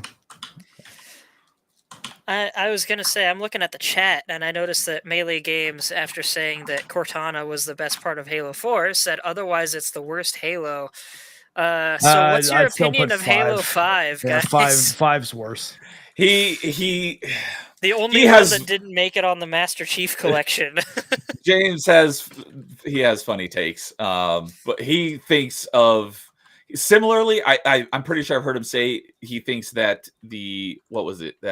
similar to like with Star Wars, that the Rise of Skywalker was the worst because Halo 5 is kind of equivalent to Last Jedi in that they're just both so bad it's comical, whereas the Halo 4 and Rise of Skywalker are just plain bad. No, I definitely didn't find Halo 5 funny when I was playing it. It was actively pissing me off. 4 is worse, 5 is a comedy. Said 4 is worse than 5 because 5 is a comedy. I can't back this play, James. I'm sorry. This is one I have to disagree with that one. 5 is not part of Master Chief Collection, so I have not had the chance to play it, so I can't give an opinion on it. But much. Yeah. I've heard about it makes it sound just annoying. And James is also saying that Bayonetta was infamously bad on PS3, so I guess that answers it. Okay. I didn't know about that. That's interesting. I did not either. But and Cryptic is saying it's funny to think that GTA is launched on 3 generations of consoles, and we still haven't had GTA 6. Yeah. So. I also wanted to give a small shout out to Dark Souls 2. As terrible as that game is compared to the other Dark Souls games, it's actually the one I got the farthest in, partly because it was one of the few games I could play on my Xbox while I was in trade school, and partly because of the mechanic that allows you to if you kill certain enemies enough, basically if you kill any mooks enough times, they stop respawning. And so I took advantage of that to just build up my resources and also slowly make my way through the game. That impedes your ability to build resources though, because you can't just keep killing them. To a degree, but it's like in later games or in the rest of the games, as far as I understand, because I'm not a huge Dark Souls person, the more you kill something, the less you get from it, but it never stops respawning. It's like any other RPG experience system. It's just the higher your level gets, the more experience it costs to get a new level. That's it. Same thing in Dark Souls 2, though.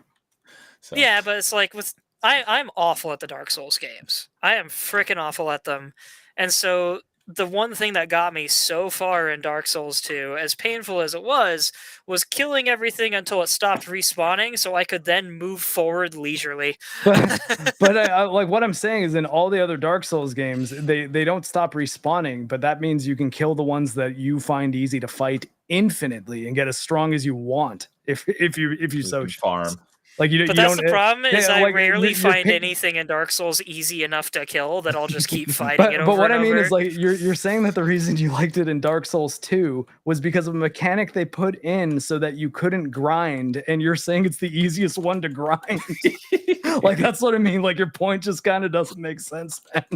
I know it's a bad point to make, but it wasn't that it was the easiest to grind, it's that it was the easiest to literally progress through the map for me. It makes sense to me, dang it. I just suck at these games. I have no opinion because I'm trash.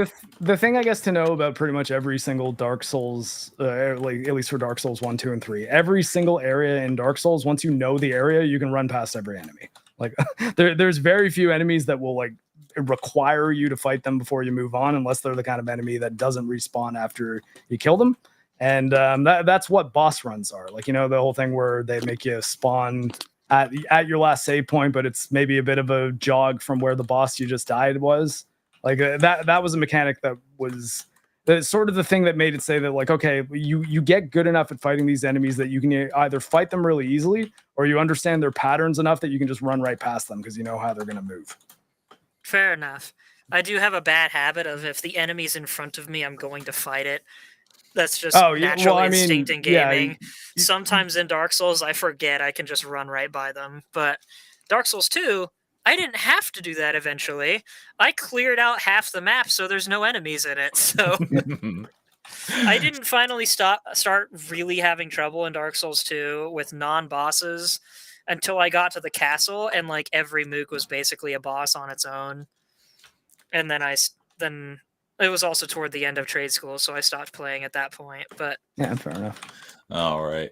And make a correction to I was a little bit off on James. He says no, Force Awakens was the worst one. Rise of Skywalker is peak. And Cryptic has never actually played a full Halo game from start to finish. You got to do it. At least play 1 through 3, start to finish. And we got good buddy Psychotic Mongoose. What's up, Mongoose? Good to see you, buddy. Hey, Mongoose. And I kind of understand where Crypt is coming from. I did mention in our Halo Firefight stream. See you later, Kenny. Good to see you. I couldn't finally play any of the Halo games like on my own until way after like Halo 3 happened, because I didn't finally own them until that point. And so by the time I played all the way through Halo 1 for my first time from beginning to end, I'd been kind of spoiled on game mechanics and story and stuff like that, and I found, I think, the last third of the game to be kind of boring. Oh, sorry, which game was this? That was the first Halo.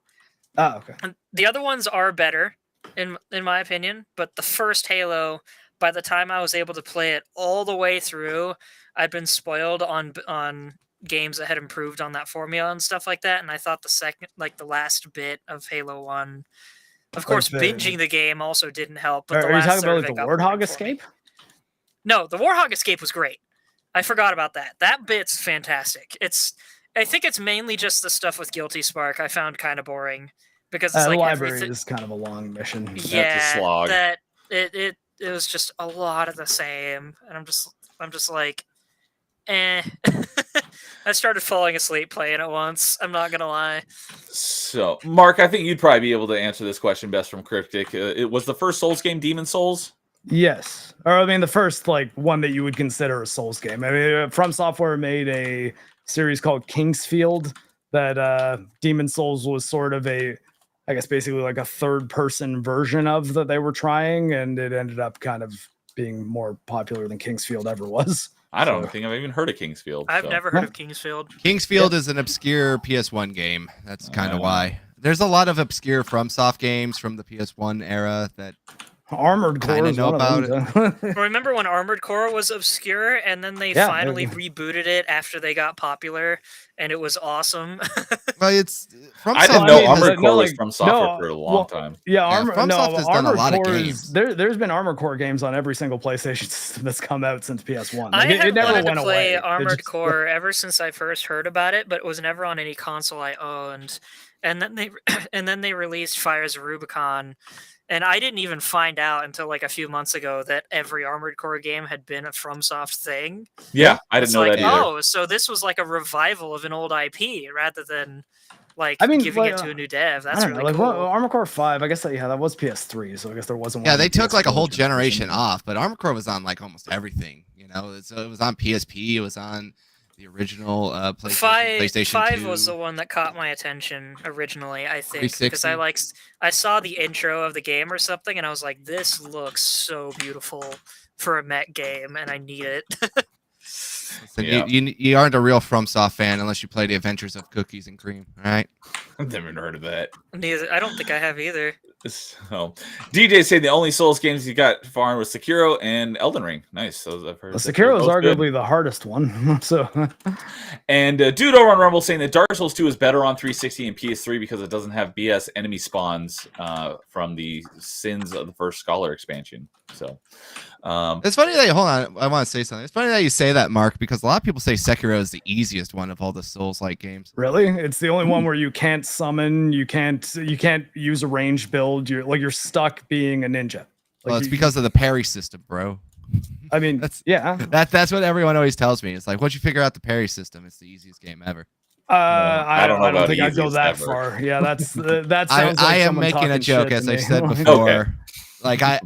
But it's a joke. It's been a running joke. It's like every game now is Sekiro because it has a parry system. Oh yeah. Oh yeah. It has a parry system. Oh, it's like Sekiro. It's like, there were games that had parry systems before that. I just want to do that scene where I just jump out the front of a window every time someone says this to me. that meme of the office, like the boardroom, and he just goes to the window, opens it, and walks out. Yeah, basically. Just like, I'm done with this conversation. All right, this would probably be mainly a question for Mark, but Cryptic's asking, what's a better Souls game? Dark Souls, Elden Ring, or Bloodborne? Dark Souls 1, I'd say, is probably the best of those three. Okay. I know Dude loves that. I think that was I haven't played Bloodborne, but I really, really want to because that game looks awesome. Bloodborne's good. It's got these stuck on hardware that can't handle a problem, though, too. Whichever one runs at 60 FPS, cool. that's the correct answer. Bloodborne has an aesthetic that not enough games have, and that's just hardcore Victorian steampunk. So, hey, yeah, look, it's a nice looking game. Yeah, I know Dude's a big fan of Dark Souls. It was his second favorite. Dark Souls 1 was his number 2 on top 5 360 games. So, it'd be really nice if Sony would port that to like modern platforms or at least release a PS5 patch for it, but they seem to not want to make money with Bloodborne. Have you guys heard of the PSX Bloodborne that somebody made? Yeah. I played it. It's good. I played it a little bit. I stopped because I got lost. But the same person made a Nightmare Kart recently. That's like a Crash Team Racing kind of game. That's Bloodborne Kart essentially. Yeah, I think I have that too. It's on Steam. Like she actually listed it on Steam for that one. I think Bloodborne PSX. You have to go to like her website or something like that and just download the file. But Nightmare Kart's actually on Steam and it's quite good. It's free too. Smooth Bloodborne needs a re-release. I hear that's what I hear from everyone is like they need to bring it, modernize it because that's like one of the ones that everybody really wants that's still stuck on whatever platform it originally launched. PS4. Which is super cool. PS4. I'm probably going to suck at it. I don't even know how much I'll play it, but I want to try because that game looks so cool to me. Bloodborne's easier than DS2. I'd say that for sure. Okay. Well, yeah, but again, I absolutely suck at those kinds of games. The only game of that, even remotely of that style, that I've actually finished is Jedi Fallen Order, and that barely counts because it has like, easy modes, which I appreciate. I wish the Dark Souls games had easy modes so I could get used to the gameplay style before I ramp it up. No, but the thing is, you just gotta not look at death as a failure. You gotta look at each death and say, hey, why did I die? What attack killed me, and what can I do to avoid it? That's all it really takes. Yeah, games aren't actually like all that hard. They seem more challenging because any enemy can kill you. So you need to treat everything like it's a threat. And part of that is learning how to fight them. But the other part, as I was saying, is sometimes know when like, hey, this guy's too much for me. I'm just going to run because as long as I get to the next bonfire, it doesn't matter. Yeah, Fallen Order is the only like 3D Souls-like I played, although I have played a number of 2D Souls-likes.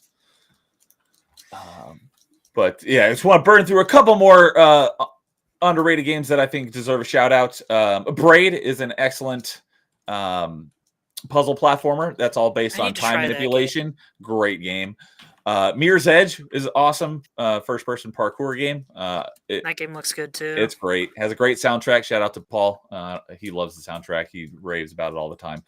A 3D Metroidvania with a great art style that it's on other platforms now, but it is not backwards compatible on Xbox, and that's Dust, an Elysian Tale.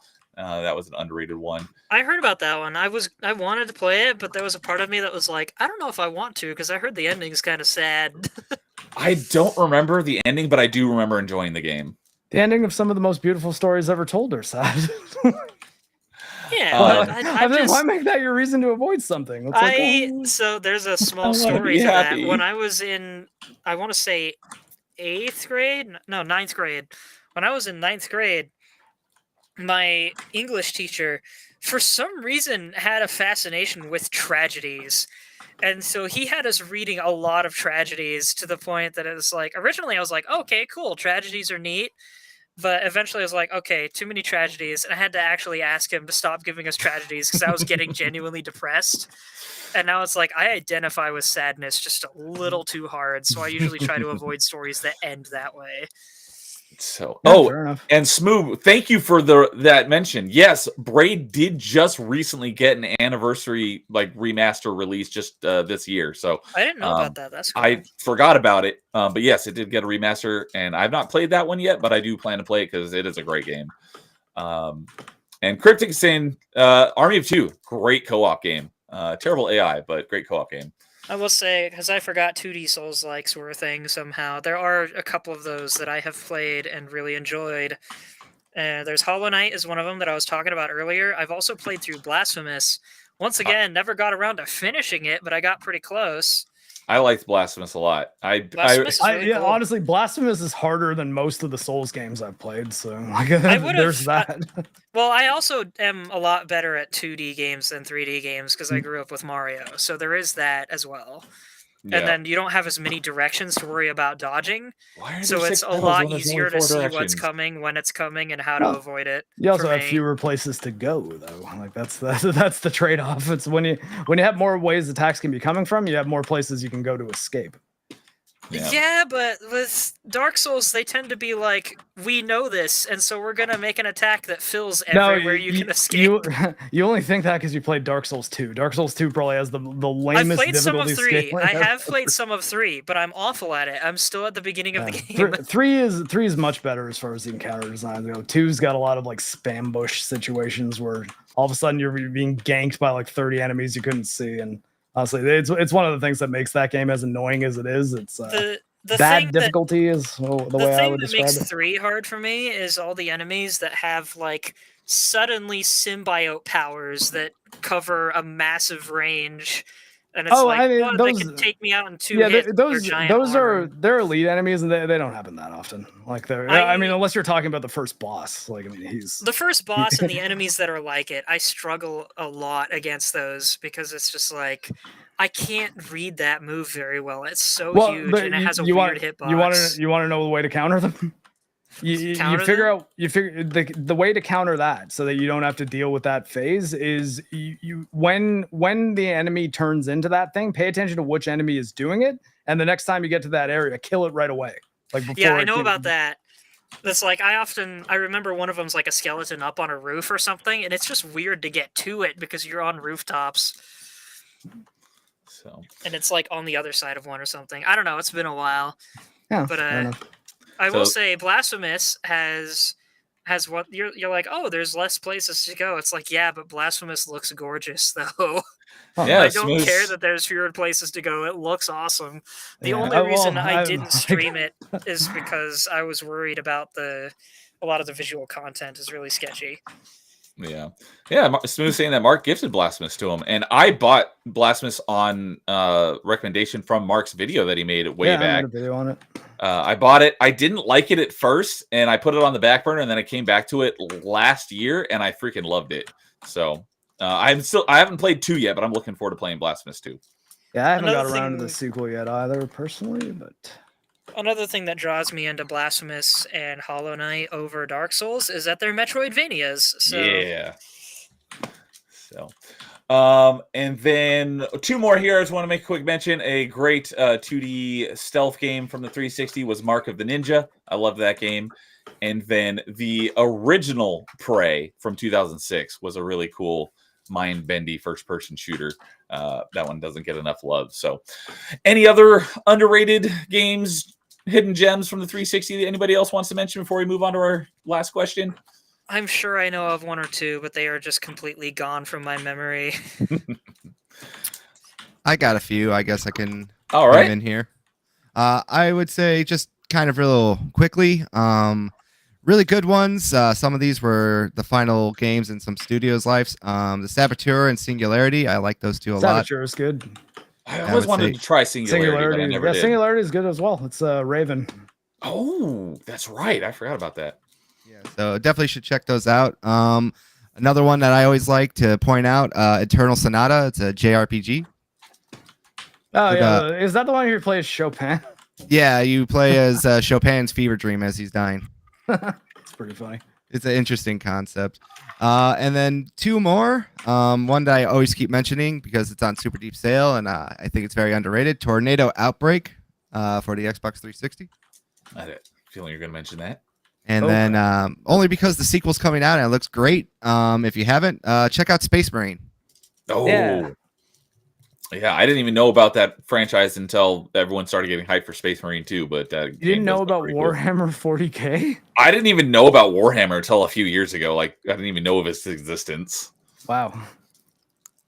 My favorite thing about, and I don't have a big history with Warhammer, but one thing that kind of drew me into it, aside from just how cool everything looks, is the entire concept behind the orcs.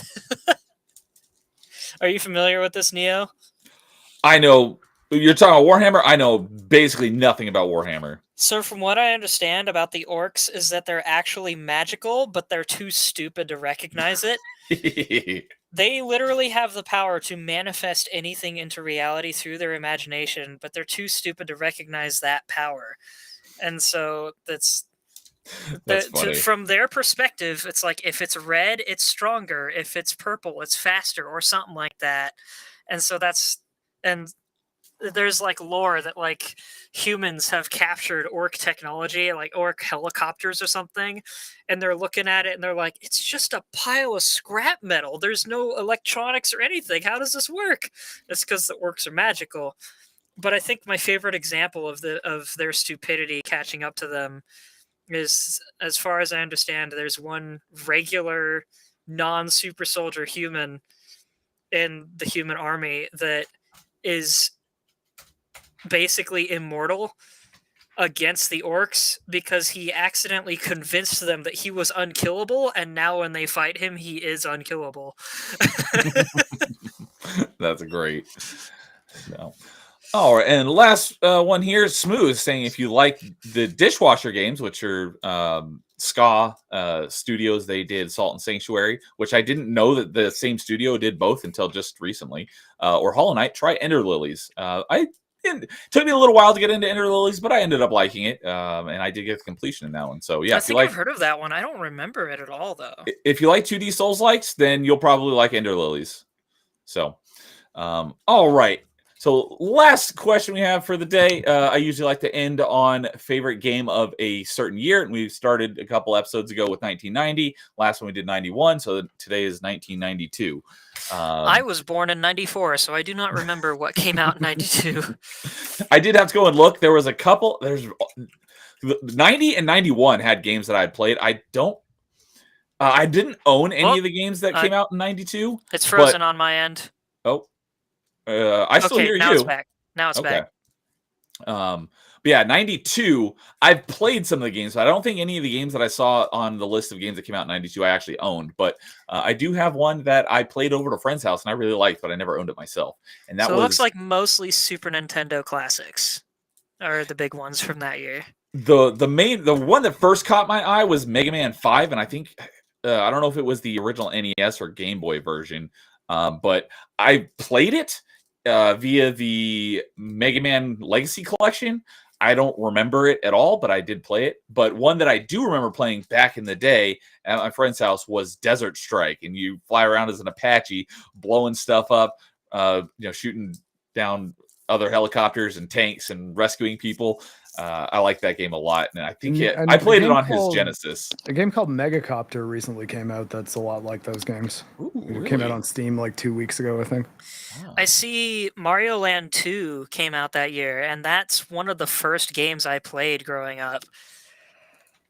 So there is that one. That one's kind of special to me. And there's also Super Mario Kart. That it was really good, and I love both of those. Super Mario Kart. I barely ever played Super Mario Kart. I played a lot of Mario Kart 64, so I don't really have much history with Super Mario Kart. But I did Super pull up Mario Kart. Megacopter, and it looks great. It's just like that. So I'm gonna check this out. Download the demo. I used to be really, really good at Mario Kart Double Dash. I won a tournament for it and everything. And I'm rusty now, but back then I was really into Mario Kart for a while, and I decided to try and unlock everything in Super Mario Kart because I had it. And I never quite finished it. I completed all but 2 of the Grand Prix because it got to a point where I was literally plugging in the second controller just to eliminate a racer from the running. And I still could not win. That game is really hard on the toughest settings That's funny. because the AI actively cheats. I was going to bring up a game that I had a feeling it probably was going to be a lot of people's favorite from '92, but I'm wondering if that might be Carl's. Okay, what's that? Well, tell me do you have one from '92? I was born in 91. So I would say it was the Rattle that my parents gave me was my favorite game from 92. Well, you can go back and play older games, even if they're older than you. I was looking at this here. The one that I've played not as much as I like, but I hear is like the best in the series, Dragon Quest V. Okay. But I also want to say this was also the year that the Shin Megami Tensei series started.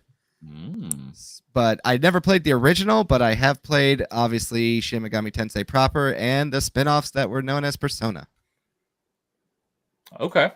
So what I was thinking might be a popular answer is Cryptic here saying pick Sonic the Hedgehog 2. I figured that would be a popular one. That's another great one. I really like that one.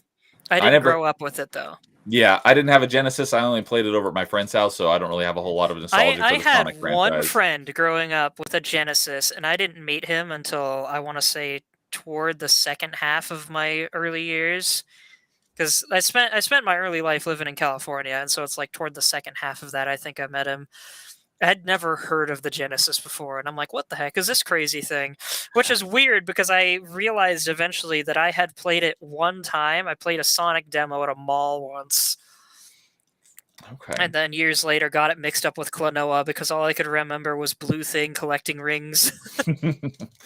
There's also another franchise that started this year too, Shining Forces. Oh, okay. Yeah, I've heard of that one as well, but I don't know anything about it. Basically, is what people consider it to be Sega's version of Fire Emblem. Okay. Yeah, I didn't. I was on a stream earlier this year where we were ranking consoles, and I didn't realize that the Genesis came out. I think it launched in '89. I didn't realize it was that much older than the Super Nintendo. I thought they came out around the same time, but Genesis had a few-year lead on Super Nintendo.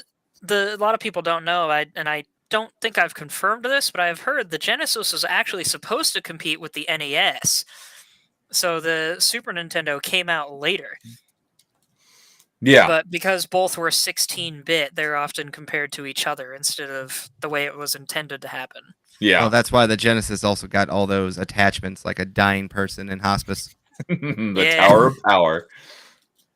I mean, Nintendo was working on a CD drive too, so that was something that Sega was thinking would just be the thing that happens as opposed to releasing whole new units. But it ended up in a bit of a legal situation that resulted in Nintendo and Sony parting ways, and it resulted Nintendo in the PlayStation and the CDI becoming the Sony PlayStation. Yeah, there was originally going to be the Nintendo PlayStation, but that changed. The N64 did get a CD attachment too. Japan only. Yes. So it was in the works, obviously, especially after the PlayStation 1 was so dominant in sales. Nintendo needed to try to do something.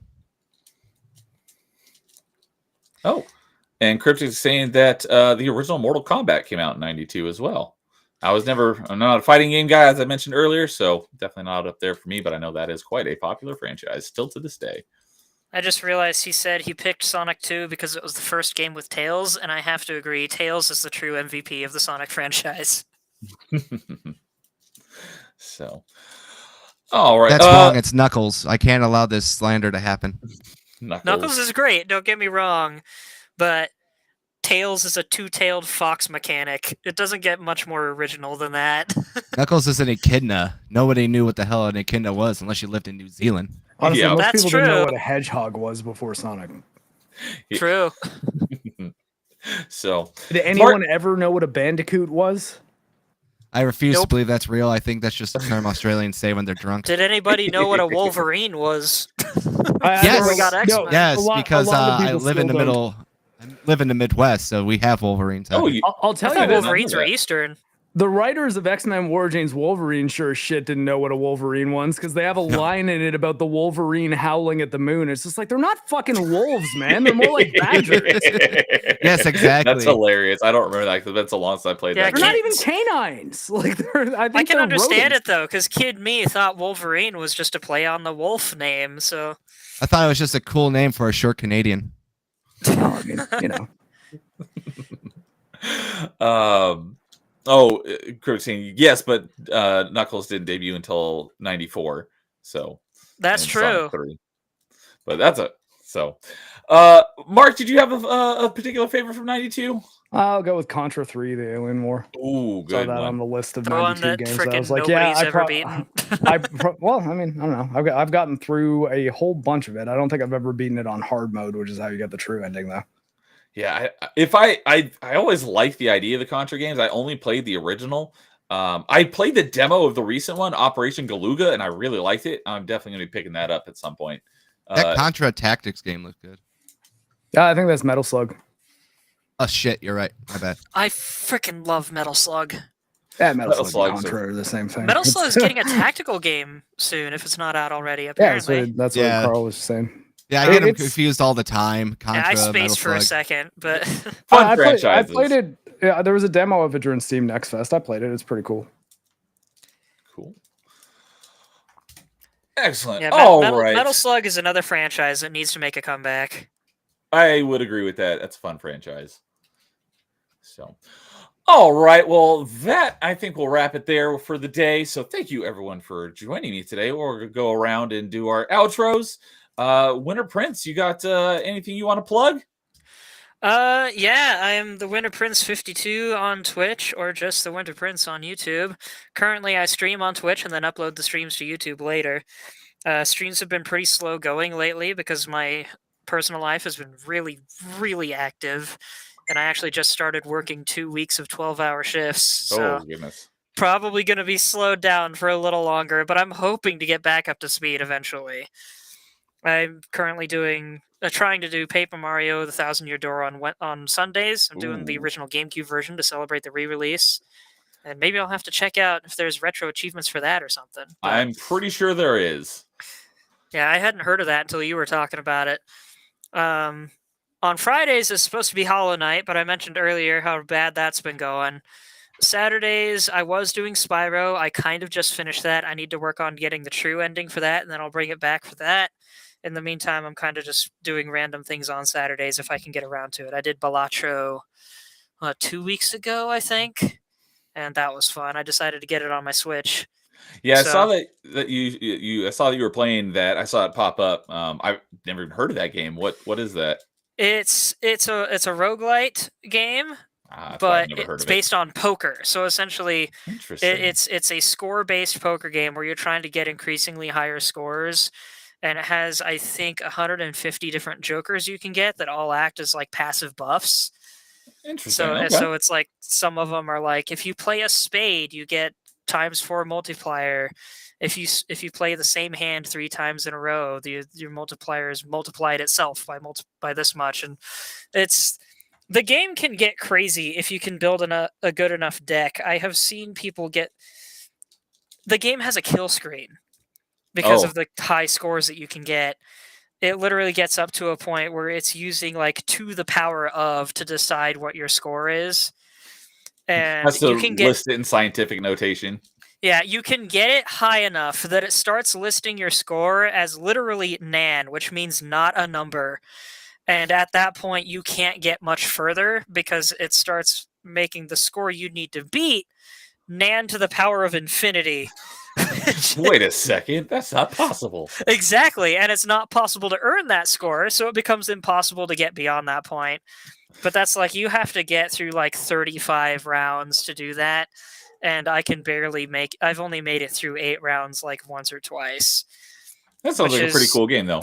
Yeah, it's really, really cool. I realized it's a good. You ever been in a situation where you're like, I don't know, playing D&D or something, but you want something to do on the side when it's not your turn. So you just Yes. pull up solitaire or something.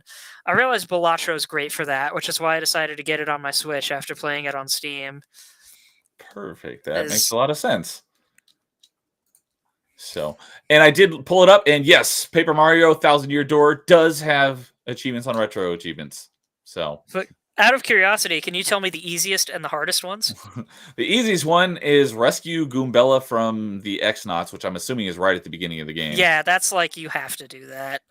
That's And not a true let's achievement. see here. Let me look. That's the easiest one. Let me go to the hardest one. The way that they have them ordered is weird. I'm going to assume the hardest one has to do with badge collecting. Says it's not trouble at all, is what they call the achievement. Complete every trouble. Looks like the rarest one, at least. I don't know if it's the hardest, but it's the rarest one at this point. I could probably do that one. I think it's only been out for, achievements just launched about 2 weeks ago, so it hasn't been around that long. So, okay, cool. All right, Mark, you got anything going on? Tomorrow I'm doing an EFAP thing for House of the Dragon. I don't know if we're recording and then doing it as a pre-record, or if there's just going to be like another EFAP episode tomorrow. I think right now they're doing part 2 of their Boogie episodes, where they're looking at Boogie 2998 and in depth. And it's a sad story. That dude, he might actually be the worst example of humanity. I didn't think he was quite as horrible as it turns out he is, but man. Yeah, don't be like Boogie, everybody. And and I'm working on some videos, so I might not be streaming as much as normal, but hopefully some videos are on their way. Cool.